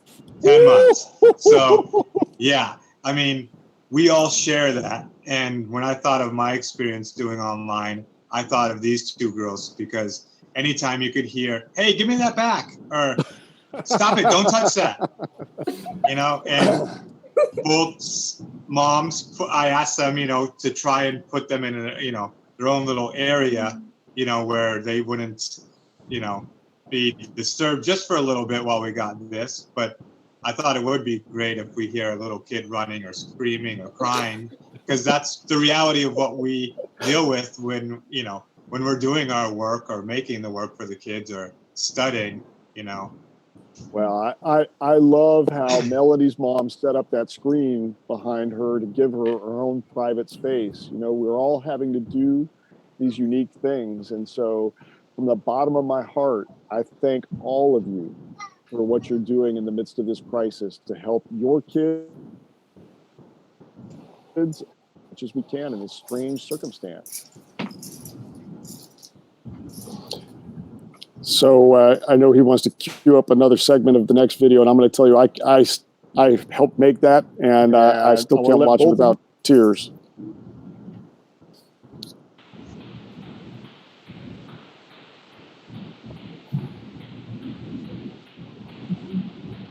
A way to deal with the uncertainty of this crisis, because even though it's out there and it's impacting us all, everybody feels the emotion of it. And you know, I'm glad to hear that both of you are connecting with your families. I'm glad to hear that our teachers are connecting with you and that you're being diligent in doing your work. You know, I'm sorry I miss your energy on campus every day, but I'm getting a little flavor of that here right now. And I look forward to sharing some of that energy with our community as we put that video out there. Is there anything else that you'd like to say or you'd like to add? Ashley? Oh, here. You don't have to use like chores. I get it. You can do your chores and all that, but that doesn't mean that you don't have time to do your work. Like me, I spend half of the time sometimes cleaning the house because I have parents that like to keep everything clean. And good parent move. There's everything clean. Yeah. But that doesn't mean you can't do your work. You have to do your work in order to complete school and get the grade you want to have. Yeah. It's not just a grade that you're given just because you're with 10 school or you almost do your work. No, you have to do your work correctly, or like how you understand it to get the grade that you may receive. I guess. Yeah, I mean, ultimately, Ashley, I think you're hitting the nail right on the head that in the end, the work that our teachers are giving you isn't busy work, right? It's really about helping to prepare each and every student on our campus to have a better, easier life than they've had themselves, to help you to broaden your mind so that you're prepared to face the challenges of our world and our life. And one of our good colleagues here in Inglewood Unified said it very well. He said, look, our school buildings might be closed, but school is still in session. Thank you, Mr. Perez, for queuing those up. And, at the risk of sounding whatever, I truly can't watch those without tearing up. Our kids, the energy that our kids bring every day, the work that our staff does every day is inspiring in so many ways. And PBIS is really about the entire culture on a campus. And it starts with the relationships and the interactions that we have among every member of our school community. You just saw some examples of one of the ways that we're working to build those relationships at Woodworth Monroe. And I'm so honored and privileged to be part of that work there. Dr. Torres was with us in yet another one of the crazy ideas that we endeavored to do, which was a virtual coffee with the principal. And, she came and was able to interact with a good number of our parents. I think at one point we had as many as 45 people signed into that virtual coffee with the principal. And even though we couldn't smell each other's coffee cup, we had some legitimate, just real discussions about things, and our community was able to ask some good questions of Dr. Torres and me and have a two-way dialogue. The other thing that we've been able to do to continue to build those relationships and keep our PBIS spirit, our community spirit going is we recently had a virtual school site council meeting. It was one of the best attended school site council meetings that I've ever had. We have this board meeting with lots of people watching on the outside. Our school site council meetings tend to be smaller events. And so we absolutely had quorum with the members, but I'd put it out there for community members to come and watch, which is their right in school site council meetings. And we had a good, healthy audience participating and asking questions through that. And from my perspective, that's all very, very healthy. And it is about building and continuing to build those positive relationships that make Woodworth Monroe and Inglewood Unified such a unique and vibrant place to be for everybody that's part of the community. So we've had to start to think about ways to do things a little bit differently. Mr. Perez and I have talked about that. I've had multiple conversations with Dr. Torres and cabinet members about exactly how we're doing that work. And I really want to extend a big thanks to all of my teachers and my staff that are part of making that happen at Woodworth Monroe, to the district administrators, Dr. Torres and everybody else for continuing to support us. Bringing our committees together, the safety committee, the bell schedule committee, the 8th grade promotion committee, and PBIS, all of those involve stakeholders beyond the principal and beyond a few teachers. You heard our teachers say that we rope students into that work, we rope parents into that work, and we're so very pleased to do that. And I think that's how we're going to continue to position ourselves as just unique and a place to be in the Inglewood community. So thank you very much for that time, Mr. Perez. I'm going to turn it back over to you, sir. Thank you, Principal Caldwell, Ms. Tran, and Mr. Johnson. The work and video clips are inspiring. I think that sums it up in terms of positive culture and climate. Great job. Our next slides will be focusing on family engagement.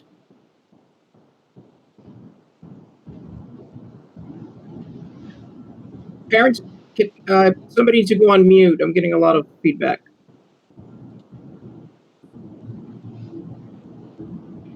Okay, I'm going to continue. Parent-school partnership is pivotal to the success of the student. A school's ability to engage and inform parents allows communication and student success to be seamless. Family engagement is imperative to our student success. Family engagement is also a matrix in our LCAP, which is also in Goal 3. Elements of family engagement: connections, engagement, and sustainability. All three play a vital part on a successful family engagement. In connections, the school must be friendly and has a welcoming environment. Basically, this is just great customer service. We all want to go to any school and be able to receive great customer service. The school welcomes parents to participate in and contribute to school activities, programs, and services. That's part of making parents be part of the learning environment. District level involvement is present at the school.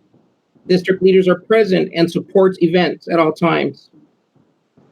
The school has a dedicated team of teachers, administrators, and parents. It takes a village. The school has opportunities for all stakeholders to participate in school activities. And that's creating ownership.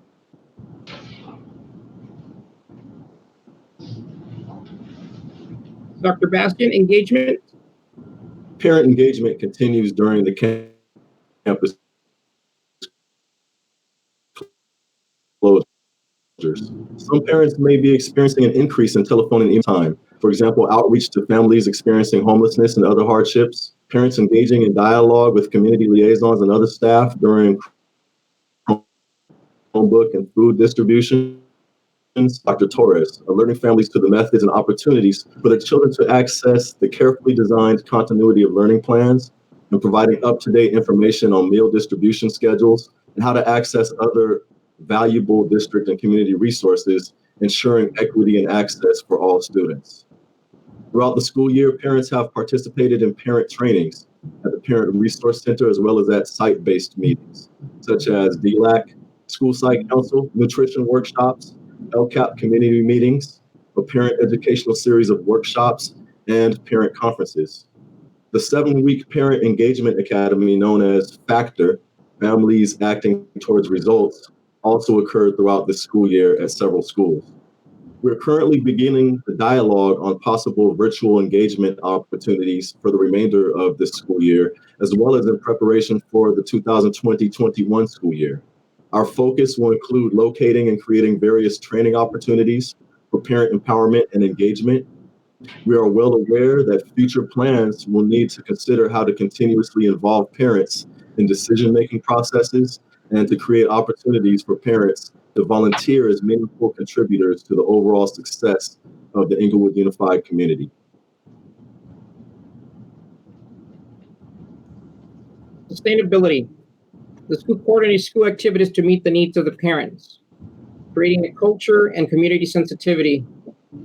Parents feel welcome and are heard, building relationships. The school provides translation services for non-English speaking parents, creating a culture of community and sensitivity as well. And the last one, principal engages parents. Transparency. Parents and community members know what is happening at the school. I now have the honor to introduce our second principal, who will be presenting with Ms. Venegas, Elementary. Principal Torres is sharing how he has infused family engagement throughout the year. In addition, how he continues to embed family engagement during the current closure with his students and family. Principal Perez. Good afternoon. To our fearless leader, Dr. Torres, our amazing cabinet, our esteemed board members, our guests, and my special guest of honor, Ms. Venegas, one of our parents who also serves on our school site council, our PTA, and also attends our ELAC meetings. Thank you so much for giving us this opportunity to share what we're doing here at Oak Street Elementary with regards to parent engagement. And as what Mr. Bettis informed us, we have three major groups that we serve with parent engagement. In the next slide, Mr. Bettis. And it's in following with our LCAP goal number 3 about creating a safe and welcoming learning environment where students and families are engaged and connected with their schools. It also follows our strategic plan pillar B, strong relationships with families and the community. And of course, our strategies were to provide information to parents on how to become volunteers, invite parents to volunteer, participate in classes at school, send invitations home to our 3 groups of parents, set up invitations for parent training, workshops, classroom, and school activities, provide parent workshops, and provide parents with PTA support. And like we said, we currently have 3 groups at our school. We have our school site council. We have our ELAC group, which is our English Learners Advisory Committee.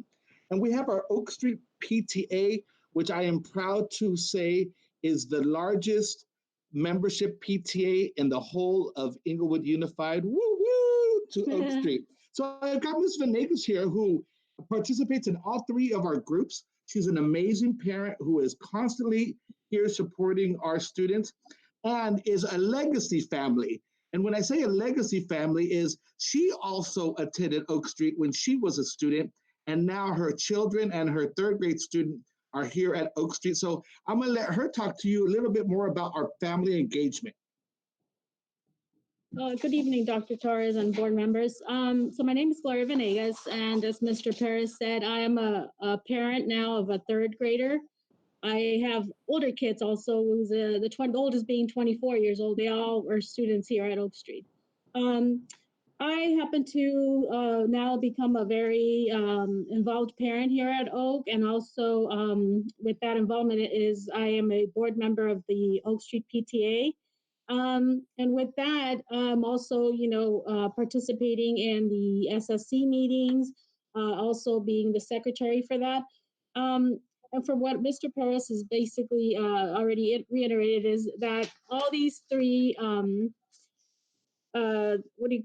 committees, I guess, we've combined them to where now, we have our ELAC and PTA meetings, which are very successful. We've had, probably about 40 parents attend these meetings, which have made a change because the prior years we really didn't have any parents attend our meetings. We would basically just have PTA meetings with board members, and that's about it. So little by little, we've been able to get more parents to get involved, and with that is because they feel more comfortable talking, to us, and, the language barrier, that we're able to get them to support PTA, and they see what the changes and the things that we're doing. So that's, made a lot of difference to what parents are actually looking for. So, also, like I said, that's, brought up our membership to 200, which last year we only had 80. So that's where we're seeing the changes that we're making. And like I said, the fact that the parents are now more comfortable speaking to, PTA members because we understand, and are able to communicate with them, or with any type of concerns that they might have. So one thing we did a little different this year is in the beginning of the year, we did have a parent survey to just kind of get some information of what was important to the families, how they wanted to join meetings, because as Ms. Venegas mentioned, previously meetings were set at a time that weren't convenient for the community. So it was important for me when I met with our PTA during the summer to engage them and find out, and let's get some information from the families. We know that family engagement is a critical piece to student success. We needed to make sure that we were connecting with the families, that we were engaging the family, and of course, we needed to create sustainability models for the kids, which included our unification of meetings. On this slide here is one of our meetings that we had. On the far left, we had our ELAC PTA meeting, and in those, it's a real collaboration between both groups, and we offer pan dulce or other treats in the mornings with coffee because we know that's critical for forming community, is bringing something to break bread together with, and that's been a really important way of really bringing the family in. Additionally, we changed our meetings to mornings, so we have our meetings at 8:30 in the morning. And that was a perfect time for the families because that's when they were dropping off their kids. And they said, we would like to be here then because then it's not a second trip. So combining both ELAC and PTA was what I would say a good move, right, Ms. Venegas? Definitely. That's where we've seen the amount of parents that are now participating in these meetings. So. The middle top and the lower right-hand corner, that was an actual celebration of our community. Our PTA board decided that because we had such a great turnout of participation this year, we actually had a recognition luncheon for them where we actually decorated the school, brought in some tents. And I say they did, because they did all the work. We have a very wonderful board of on our PTA who are actually honored at the board meeting, which we still talk about to this day. So the upper middle and the lower right is that celebration we had, and they brought in an amazing taquero too, which was great. The lower left-hand picture is day one of school, and that day we really wanted the families to come out and bring their kids to campus, and we actually had them walk the kids and take pictures, and it was such a beautiful day, especially for those new kinder and TK students who, we thought it was important to have their parents come join them in class so that to take that fear away from them. And on the upper right-hand picture, that was a really fun event. That was one of the events when, as schools, we canvassed the community. And in that picture, we actually went to one of our local businesses here in the Oak community. It was at Stadium Cuts. We went in and they allowed us to put their posters, right, Ms. Venegas? Yes, they were very welcoming, and they are also, people that attended Oak Street themselves. So they were very supportive, and they, let us put up the flyers, and they handed out all the cards, information for new enrollments. So, that was a very positive, not only that business, but several other businesses in the area allowed us to do the same.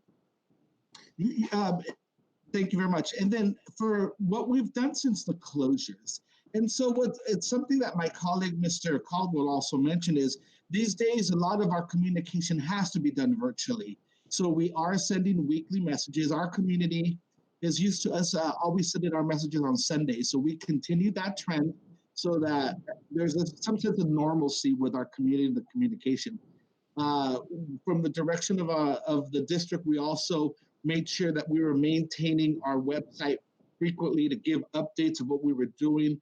That was one way we really informed them about the meal distributions that we have. We're lucky here that at Oak Street, we're one of the 7 satellites for the meal distribution, and which has been very successful here. We give roughly 150 to 200 meals per day, which really has helped out the community. And we've had PTA really support us in those efforts. In fact, the picture on that in the corner there is when we had a donation of Legos for the family, and that was really well received by our community. As we know, right now, none of the stores are open for them to get extra little goodies for their kids. So giving that extra little surprise in their little meals it brought many smiles to the kids, to the faces, along with their parents. As I said, we're continuing our virtual staff meetings every week to the day. We are also sending remind apps and texts to all of our families just so that we can have the continuity of learning occurring here and with our staff communication. With virtual interactive learning, we have asked all our teachers, and they've been very great. Thank you to our teaching staff who continue to post their work on ClassLink, our journey to collections, My Math, and California Math, and which has really been helpful for the families to see that our teachers are really putting in the effort to continue the rigorous and meaningful learning that's happening with our community. Thanks to the Continuity of Learning website, we have also asked parents as a supplemental resource to engage with student learning with the Continuity of Learning, which is a really great updated website, which I believe is some of the best in the nation, to the work they put in to do that. Is your daughter enjoying that? Yes. I can't be more thankful for that. All these teachers doing an amazing job. Like I said, it's been, I've had to go from mom to now being a teacher myself. And it's just great to see all the work that these teachers are doing and making, this transition very easy for us parents. And what I want to do is just kind of add on there that with Mr. Paris is all this information that he sends out to families.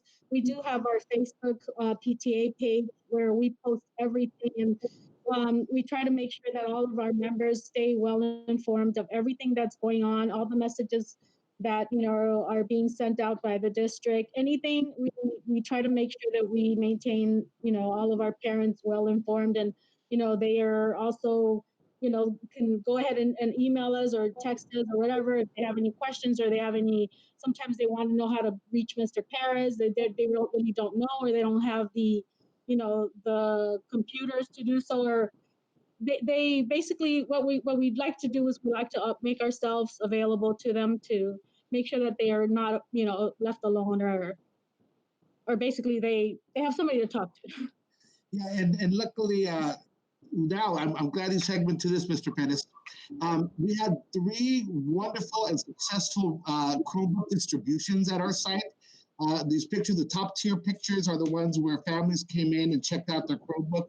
In fact, that's been an ongoing process. Even tomorrow, we're going to do a mini distribution, but we've given out close to 250 Chromebooks, which has been an amazing number. And we had wonderful staff, both classified and certificated, that volunteered to come in and really support the efforts of our school and the community, because we know how important it is to keep the learning happening. The bottom 2 left pictures are our meal distribution. Like I said, we have wonderful volunteers from the classified and certificated ranks. Ongoing, in the middle pictures is the meals that we construct for the families, which I know are highly appreciated. I do get messages from the community saying, thank you for the food. It really helps. And we really want to thank the district for doing that. And I always relay the messages back to Dr. Torres and her cabinet about how important and vital these resources are for the community. And the bottom 2 right-hand pictures are the students that received some Legos, which you can't see it under their face coverings like the one I'm wearing, but they were grinning ear to ear. You could tell from their eyes. And it was just incredible to see the joy in the community. And for those of you who haven't had the opportunity to stop by, we are doing our modernization project, and the families are really excited about that. And it's another way. The families have really been supportive during that whole process of modernization. And, it's their efforts and that symbiotic relationship we have between the families, the school, and the students that really make Oak School the success that it is. And way to go, Lions. Thank you very much for giving us this opportunity. Thank you, Ms. Venegas, for joining us. Thank you. Thank you, Principal Perez and Ms. Venegas. Your family engagement is outstanding. Our next slides will highlight student attendance and chronic absenteeism. This year, we launched an attendance campaign, Every Student, Every Day, throughout the district to draw more attention to the importance of attendance starting on the first day of school. As part of the campaign, we asked students to submit a design art poster with the slogan. Inglewood Unified School District board members and staff members selected a winner for the Every Student, Every Day attendance campaign art contest. The winner was student Jada McFarland, grade 7 from Crozier Middle School. Winners and finalists were recognized at the November 6th board meeting. The winning artwork is displayed here in the presentation slide. In addition, IUSD was featured on a podcast to promote attendance. The Alley Rams, Alley Chargers reported messages about the importance of attendance that were sent out to all families. Lastly, Student Support Services coordinated 4 student outreach days at several school sites, including Warren Lane, Woodworth Monroe, Morningside High School, and a district-wide day. Staff from IUSD, LACO, school sites, CalPro, ITA, Los Angeles Education Partnership, and Social Justice Learning Institute joined forces together as one to conduct home visits to students who were chronically absent and to organizations and businesses to promote enrollment. During the home visits, resources and supports were offered to students and families to address the barriers of attendance. Based on the feedback forms from the volunteers, the days for personalizing support are going directly to the families.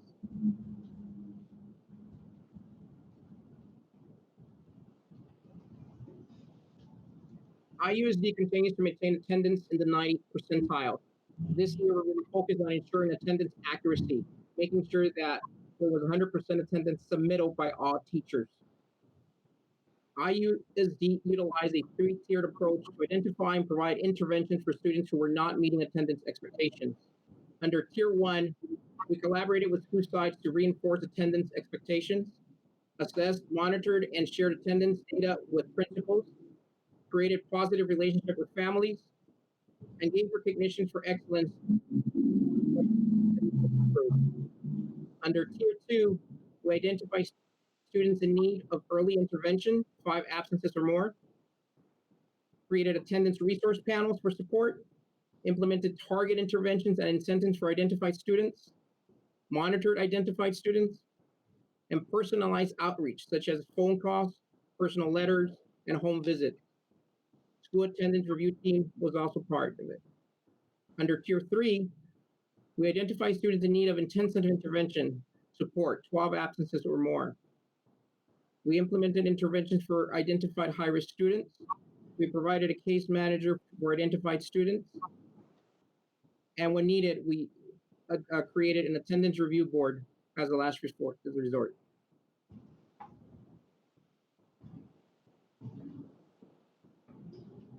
If you take a look at the two bands comparing attendance rates from last school year to the current school year, as displayed on the chart, while chronic absenteeism decreased by 0.7%, it must be noted that excellent attendance, defined as 96% or greater, increased by 3.2%. We will continue communicating to families, students, and the community about the importance of attendance, personalizing interventions and plans for improvement, and reaching out to students and families to provide necessary resources and support. As we begin to plan for the 2020-21 school year, major focus will be on how to motivate students to attend school regularly, how to identify and address various obstacles that may make school attendance quite difficult for some students, and how we as a community will celebrate those successes.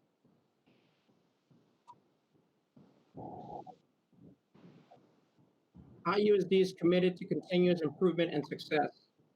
Student suspensions continue to decrease and or remain at low levels.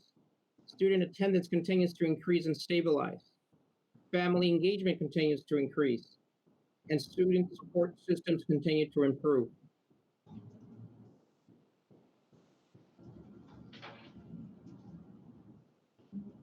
Our next steps, currently in discussion with the Los Angeles County Department of Mental Health, is to establish 2 school wellness centers on the campuses of Inglewood High School and Morningside High School. This is a great addition of support for our students. Development of safety committees along with leads at each school and incorporate monthly safety meetings. It will provide a voice for any safety concern. Review school safety plans and amend plans as needed. It is a living document, needs to be reviewed monthly. School counselors in service, provided by student support services and educational services to guide and present topics encompassing socio-emotional resources for our students.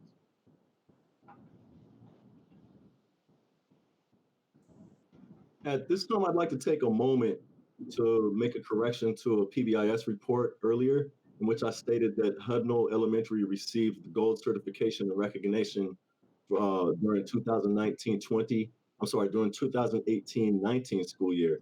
Actually, for the work that they completed in the 2018-19 school year, they were awarded gold recognition and certification by the coalition in September of 2019.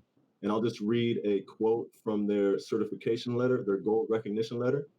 Your school is a recipient within the California PBIS Coalition system of recognition, reflecting excellence in the measurement of fidelity, as well as your efforts in implementing the core features of positive behavioral interventions and supports.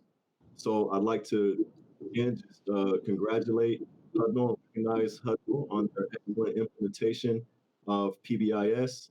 And as we move forward, we have a whole group of schools that can follow that in their pursuit of recognition and serving our students well.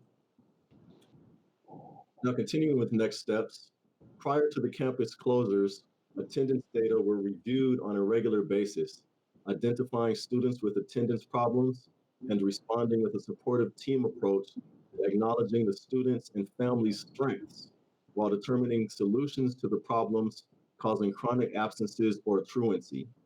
During the current campus closures, student support services will continue to reach out to these particular students' families, including whenever a principal or counselor may identify students who are not participating in their remote learning activities, or who are failing to make any contact with their teachers at all. Community partnerships are important to the future of the Inglewood Unified School District and to the city of Inglewood, as it strengthens the village that ultimately protects, nurtures, and propels our students forward to thrive. Educational Services hosts 3 meetings each week with all principals in participation and involving every department of the district. Critical dialogue, data review, and careful development and implementation of relevant action plans to address the needs of all students in meaningful ways. In addition to a significant restructuring of the district website, current campus renovations, and the streamlining of processes to become more user-friendly, such as our enhanced online inter-district permit requests and our improved enrollment procedures, the district is engaging in ongoing collaborative planning to attract Inglewood families back to Inglewood Unified, including partnering with the City of Inglewood and strategic marketing professionals. Inglewood Unified continues to work closely with the Los Angeles County Office of Education and the California Collaborative for Educational Excellence to address strategic areas for continuous improvement based on FCMAT and LCAP goals. As we continue to look at the data and listen to our community, we are working tirelessly to implement the right action plans to identify where we are, where we need to go, and how we will get there. They're always our next steps in a continuous system of improvement.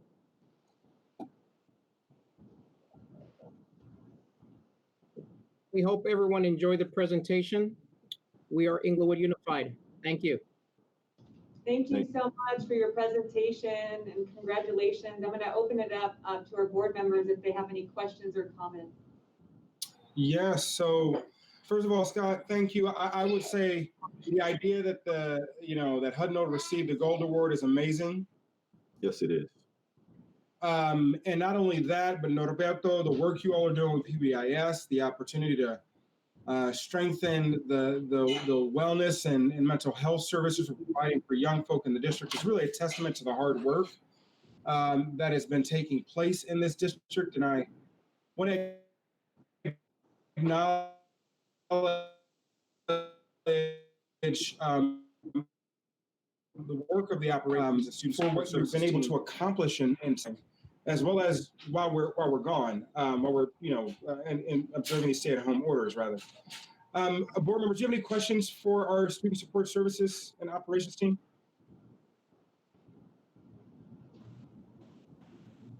No questions. Thank you for that thorough report and congratulations to Hudno. Right. Thank you. Thank you. Yes.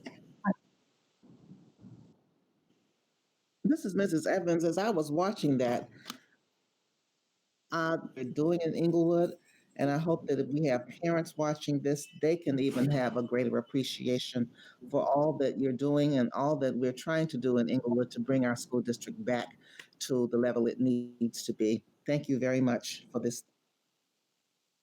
thorough report. Thank you. Thank you.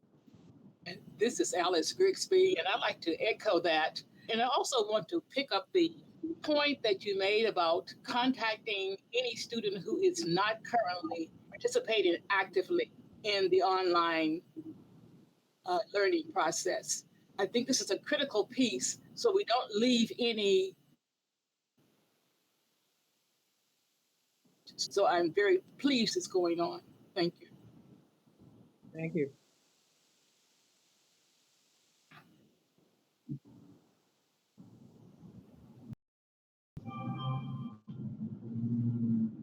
Other questions or comments from board members? Say, Dr. McGee, do you have anything you'd like to add? Hi, this is Dr. Falk. I do have one question.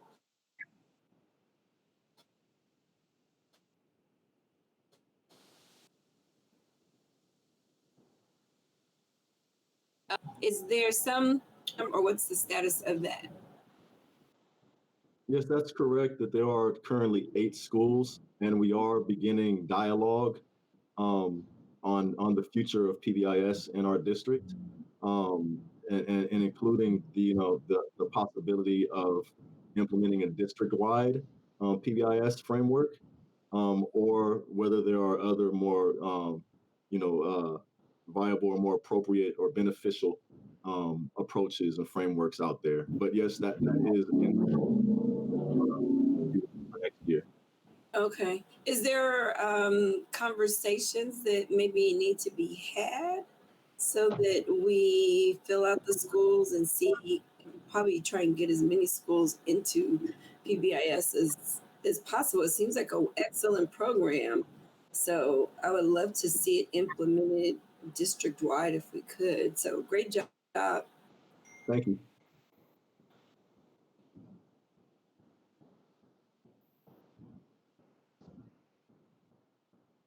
Thank you, board members. Any other questions or comments?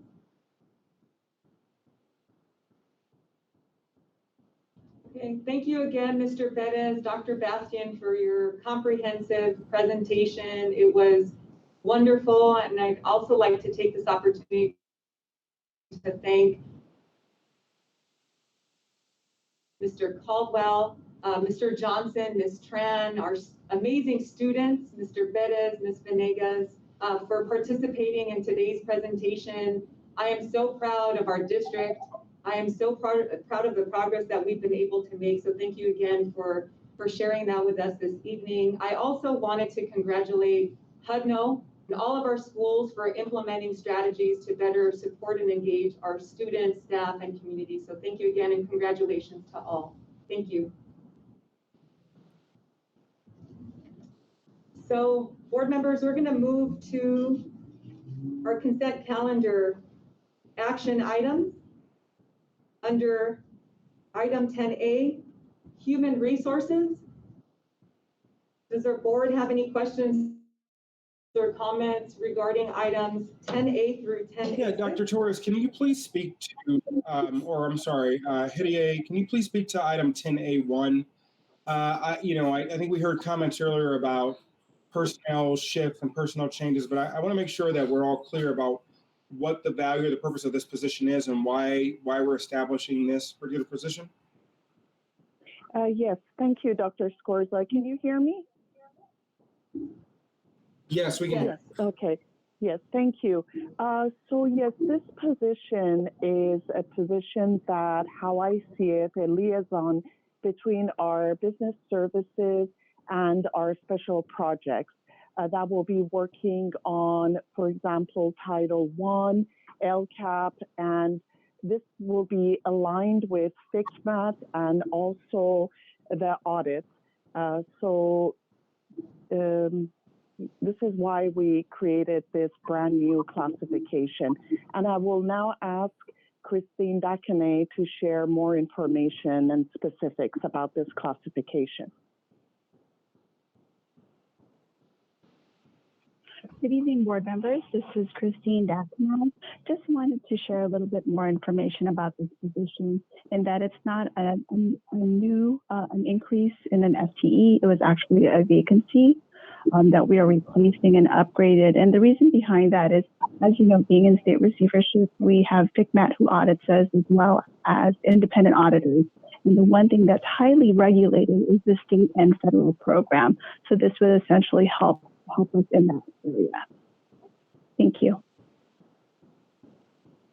Thank you so much, Ms. Dakanai and Ms. Hidie, Ms. Kadaji. Really appreciate it. Board members, do you have any questions on any of these items? No questions for me.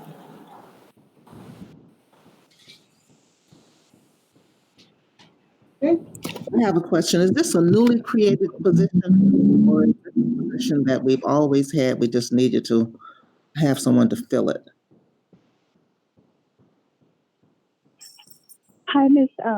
Evans. Thank you for that question. So this position was a vacancy, and we upgraded it based on the different requirements we now have as a district. So it's not a net increase in FTEs, in that we were replacing a vacancy. Are we saving any money by filling this position, since we're letting other people go on the other end of the scale of the spectrum, and we're hiring new people? Is this a very high salaried position? Can you explain that? No, that's definitely a good question, Ms. Evans. And I mean, to say that something directly impacts another is a difficult question to answer. However, when you look at our FICMAT and our audit findings, monies that we have to pay back are within state and federal programs. And so if we were to say that we were to stay in regulation, therefore being in compliance, thereby not having to pay any audits, then yes, this position would essentially help us save money. Thank you. You're welcome. Thank you so much, board members, for your questions. Items 10A1 through 10A6 are each approved. We're moving on to item 10B, business services. Do board members have any questions or comments regarding items 10B1 through 10B5?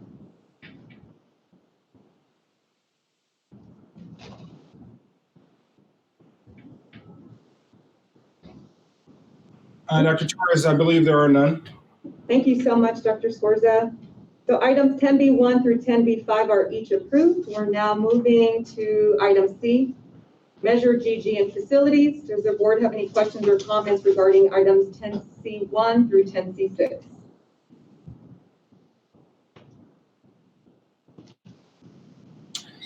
So, Dr. Torres, maybe Ms. Dakanai, can you maybe speak to item 10C1 as it relates to the needs for additional architectural services for Morningside High School's master plan project? Yes, thank you. Ms. Dakanai? Yes, absolutely, Dr. Scorza and Dr. Torres. So this is an amendment to the architectural services over at the Morningside Master Plan. What we realized is, once we actually started the design work, we've needed additional lighting surveys. And as you recall, there was a main water line that broke in the month of March. And so this is plans for replacing that main water line, which was 50 years old. And also, we need to make sure that we're reviewing the entire area and all the connecting other water lines. And so this is really to expand on that. Okay, so this is the architectural services to repair the water line and main water line break that actually we experienced just a few months ago. Is that correct?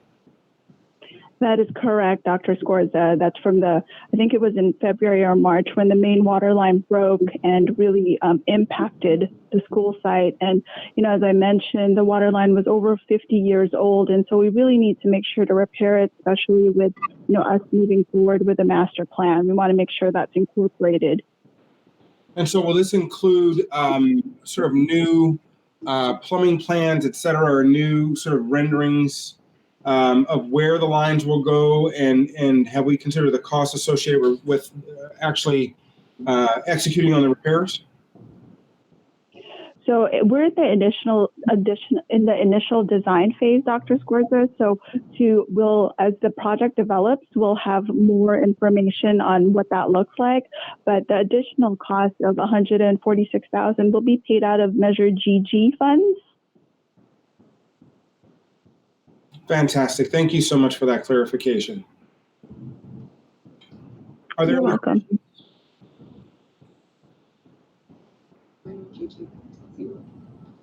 I have a follow-up question with that particular one. In that particular water line, does it only serve the school district or does it also serve the community in that area? And if so, should those fees be shared by the city and the school district? Thank you, Ms. Grigsby. With the water line, the way that it works, it definitely connects to other areas of the city. However, in regards to who has responsibility or ownership over it, because it was in the actual property of the Morningside High School, then it is up to the school district to ensure that we repair it. If it happened at a connection point, perhaps, within the city boundaries and the district, then that's something we would partner on. And so for this particular one, the city, Mayor Butts and his team came out and helped us when the water line initially broke. And so we were extremely thankful. But however, in regard to the replacement and fixing of it, that's something that the school district is going to be responsible for. One of the things that we are doing is we're working very closely with the Office of Public School Construction to essentially have them help with facilities hardship monies, and this is part of that. Thank you. You're welcome.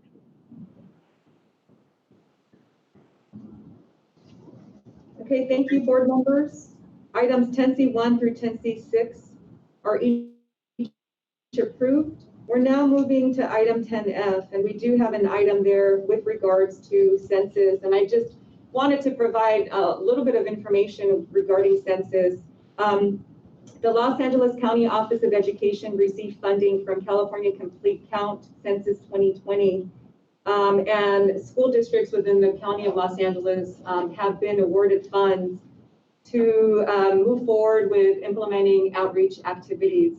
And we have received a total of $34,000. It's a stipend for our schools to promote the census outreach strategies. And so, as all of you know, we've done a really good job of promoting the census, and the county is concerned that right now we have a response rate for Census 2020 of about 50%. And so we know that there's funding associated with the number of families that submit their census survey. And so part of the funding would be to promote the census and the completion of this survey. And so we posted information on our website. We have also sent this information to our families via school messenger. Our principals have done a really good job of reminding our families through their messages that they send out. They also post information on their schools' websites. And so right now we're working on a plan to continue to outreach to our families. So I would encourage our community members to please complete the survey. The deadline has been extended until October 31st, 2020. And it's really important for us to continue to remind our families that it is so important to complete by October 31st.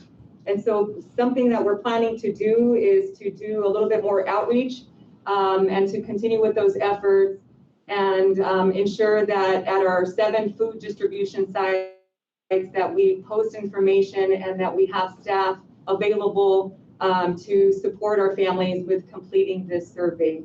So I just wanted to make sure that I provided a little bit more information for our community about the importance of census outreach. Do our board members have any questions or comments regarding this item in 10F? Yes, this is Mrs. Evans. When we pass out food to families, will you have census forms, or are you just giving them information to go home and do it? Or is someone able to assist them on that day to help them complete the form? How are we planning to use the money that we received to get them out? Thank you so much for that question, Ms. Evans. So yes, we're planning to continue to post information, especially at our food distribution sites where we all know we have the community that is accessing the resources. So in addition to the materials, we've also talked about asking some of our staff to assist with supporting our families with completing the survey right then and there. So we'll have our laptops available for them to be able to log on and access the census survey. Thank you for the question. Any other questions, comments from board members? You're welcome. I think that's actually a great opportunity for our district again to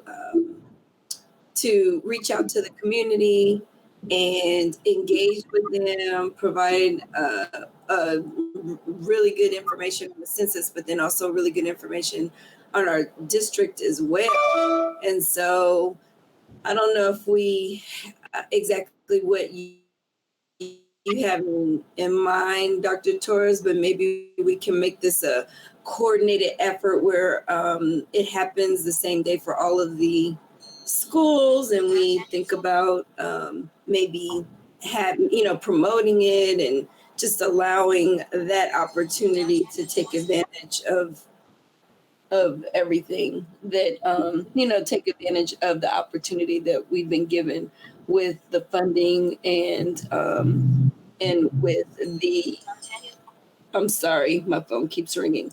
So yeah, that was it, Dr. Torres. So we can talk more about it, but I was just thinking that might be a great opportunity for outreach for all of our schools. Yeah, thank you for that comment, Dr. Falk. And in fact, what you'll see at our food distribution sites are enrollment forms and packets. As all of you know, we do have an enrollment form and process online now. And so we have our enrollment forms, documents. We also have our marketing materials for our schools at each one of our sites. So thank you for sharing that feedback, and so glad that we're on the same page. So thank you for that. Any other questions or comments from board members? Okay, seeing none, item 10F1 is approved. We're now moving on to item 11, public comment on closed session items. Members of the public who submitted a request for public comment form to be addressed by the County Administrative Board will be read aloud during this meeting. The form is available 72 hours before the scheduled board meeting and is closed 2 hours before the start of the meeting. Requests were also accepted by mail to the County Administrator at 401 South Inglewood Avenue, Inglewood, California 90301. The guidelines for public comment will be in accordance with Board Bylaw 9323. Ms. Montenegro, do we have any public comments on closed session items? We do not, Dr. Okay, thank you so much. We are now moving to item 13. We're going to recess to closed session at 7:12 p.m.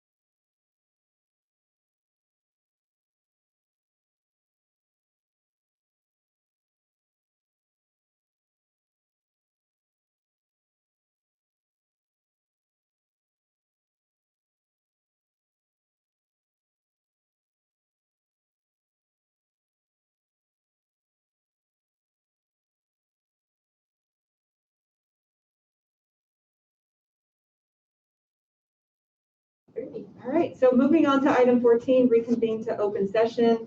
We're now going to reconvene at 8:42 p.m. Moving on to item 15, reporting out of closed session actions. In closed session, the county administrator gave direction to real property negotiator Christine Dockney regarding the Woodworth site. We're moving on to item 16, approval of minutes. Does our board have any questions or comments regarding the minutes of the special virtual board meeting that was held on April 17th, 2020? There are none. Thank you. So the minutes of the special virtual board meeting held on April 17th, 2020 are approved. So we're going to move on to item 17, board member remarks. Dr. Scorza. Thank you. Ms. Grigsby, would you like to go? Yes, thank you. Today's meeting was very informative, especially the PowerPoint that we had on climate and culture in the district, and it was very, very informative. I just wanted to also give a shout out to one of our teachers, Paulette Francis, who is a first grade teacher in our district, who was recently elected to city council for the city of Gardena. She's a very talented and a very active community person, and I just wanted to give her congratulations in this venue. I also note that you have mentioned that you will adjourn this meeting in memory of Dr. Sandra Black Walker.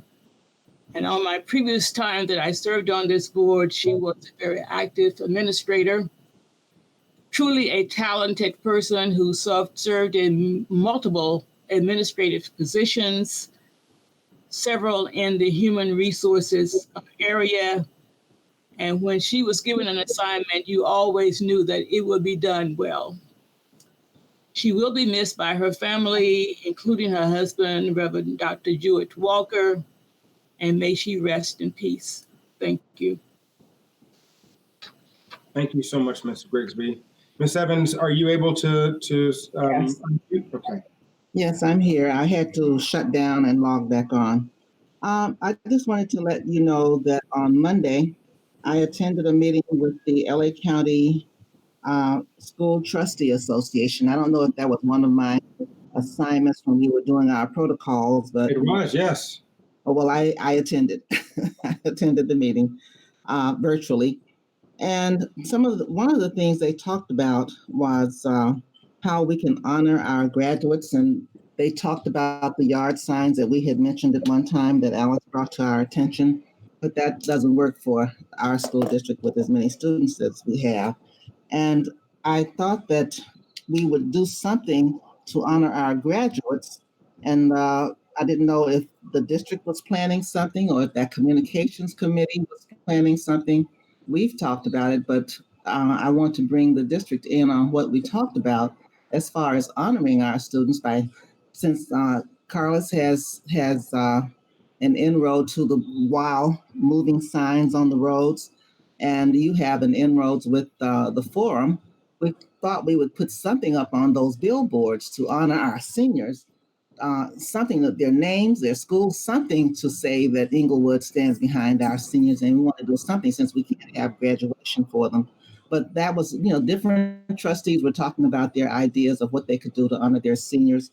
And they even talked about, having something at a drive-in movie where people would drive up, but, even the county with Dr. Duardo and the county medical people said that might not work because how can we control those kids from getting out of their cars and gathering together, or even the adults once they all come into a certain space? So they said that's not a good idea either because they still wanted to practice social distancing. Excuse me. But I would hope that we would do something before the school year ends to say congratulations to all of our graduating seniors. And even at the forum, since people come from all over to use the forum, we could just have a graduates, not just the Inglewood graduates, but congratulations to all graduates, just to go up on the billboard. And I hope we could put that bug in their ear to do that for the city. Also,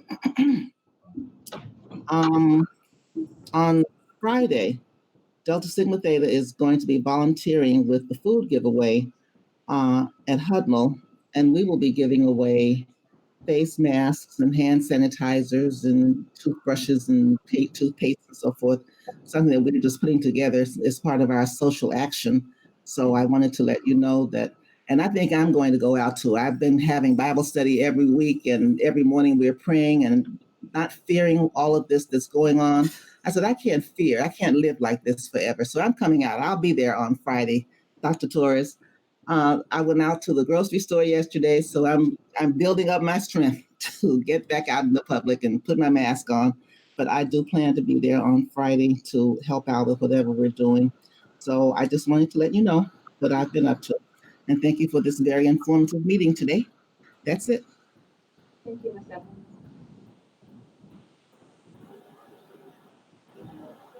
Thank you. Dr. Falk?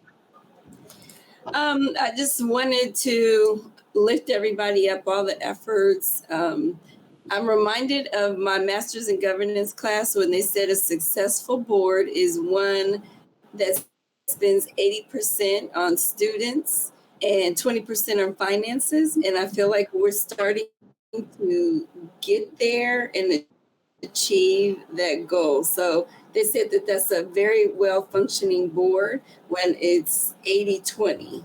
And so I'm just reminded of that. And I wanted to share that I'm feeling very good and hopeful that we are becoming a very good operating board here with our team, our cabinet, and our board members. So just wanted to lift everybody up. Thank everybody for all their work, hard work, efforts.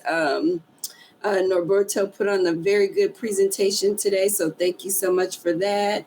And also wanted to give a nice shout out to all of our teachers, administration. We celebrate you. We lift you up this month. And that's it for me. Thank you, Dr. Falk.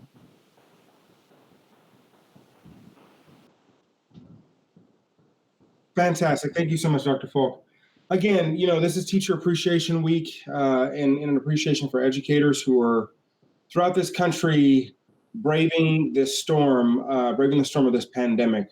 I know we have frontline workers, and I can't lift them up enough. Our nurses, our doctors, our physician assistants, our respiratory therapists, and others who are actively saving lives right now. We should be deeply grateful to them. But I think, to Dr. Falk's point earlier, this should remind us how important it is and how important our teachers in our school and our educational staff are to the functioning of our society, to the well-being of our kids and our communities.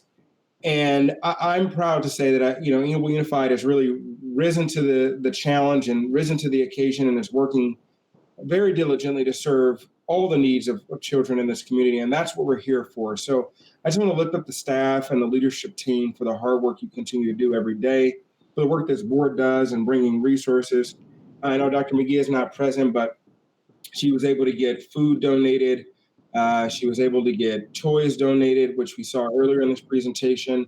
Ms. Evans is also making donations, as well as Ms. Grigsby and Ms. Falk are identifying resources for kids in the district. So I think just collectively, I made laptops available for folk. I think collectively we're all working hard on behalf of the Inglewood community. And I think for those parents and others who are out there watching this today, it would be good for you to know that you have people that have your back. Inglewood Unified School District and our local schools have the backs of our families, of our students, of our children, of our parents. And so just know we'll continue to be there for you. The other thing I do want to say is Ms. Sandra Black Walker was certainly a force in this district, and I'm glad we're going to honor her today. But may she rest in peace, and may we continue to honor those who have given a lifetime to the field and to the commitment to the children of our community. May we continue to lift them up, and may we continue to lift up all those who have lost their lives in the midst of this crisis as well. I know Inglewood has been fairly hard hit. And so as we, stay reminded of the importance of our work, let us also continue to be thankful and grateful for each other given this time. We're not promised tomorrow, And so being able to be here with each other really matters. So thank you, Dr. Torres, for a great board meeting tonight. And with that being said, I'll close on my remarks. So much, board members, and please know that I appreciate your ongoing support and leadership. I also wanted to take this opportunity to thank our amazing team here at the Inglewood Unified School District, and I couldn't work with a better team, and so it's so inspiring for me. I love our district, I love our staff and our families and community, and I'm so proud to be a part of this family. I wanted to just sincerely thank our amazing IT team. Here we have Julio Morales. We also have Terry Wheeler and Shanti, who work endless hours to make our board meetings possible. So a special shout out to them. Thank you again. And as was mentioned, I would like to adjourn our board meeting this evening in honor of the memory of retired Inglewood Unified School District Administrator Sandra Black Walker. It is with great sadness that we learn that she passed away yesterday. She was a respected teacher and administrator who served our district and community since 1977 until she retired in 2010. And even when she retired, she continued serving our community. She served as a teacher at Oak Street and Woodworth. She also served as a program coordinator, director, assistant superintendent, and then acting superintendent. She was a gifted administrator. She had expertise and experience in business services, human resources, and instruction. And she was truly. So on behalf of the Inglewood Unified School District, I would like to offer our heartfelt sympathy to her family. And I'd like to end our board meeting in her honor. Our next board meeting is scheduled for Wednesday, May 27th, 2020, and our meeting will stand adjourned at 8:54 p.m.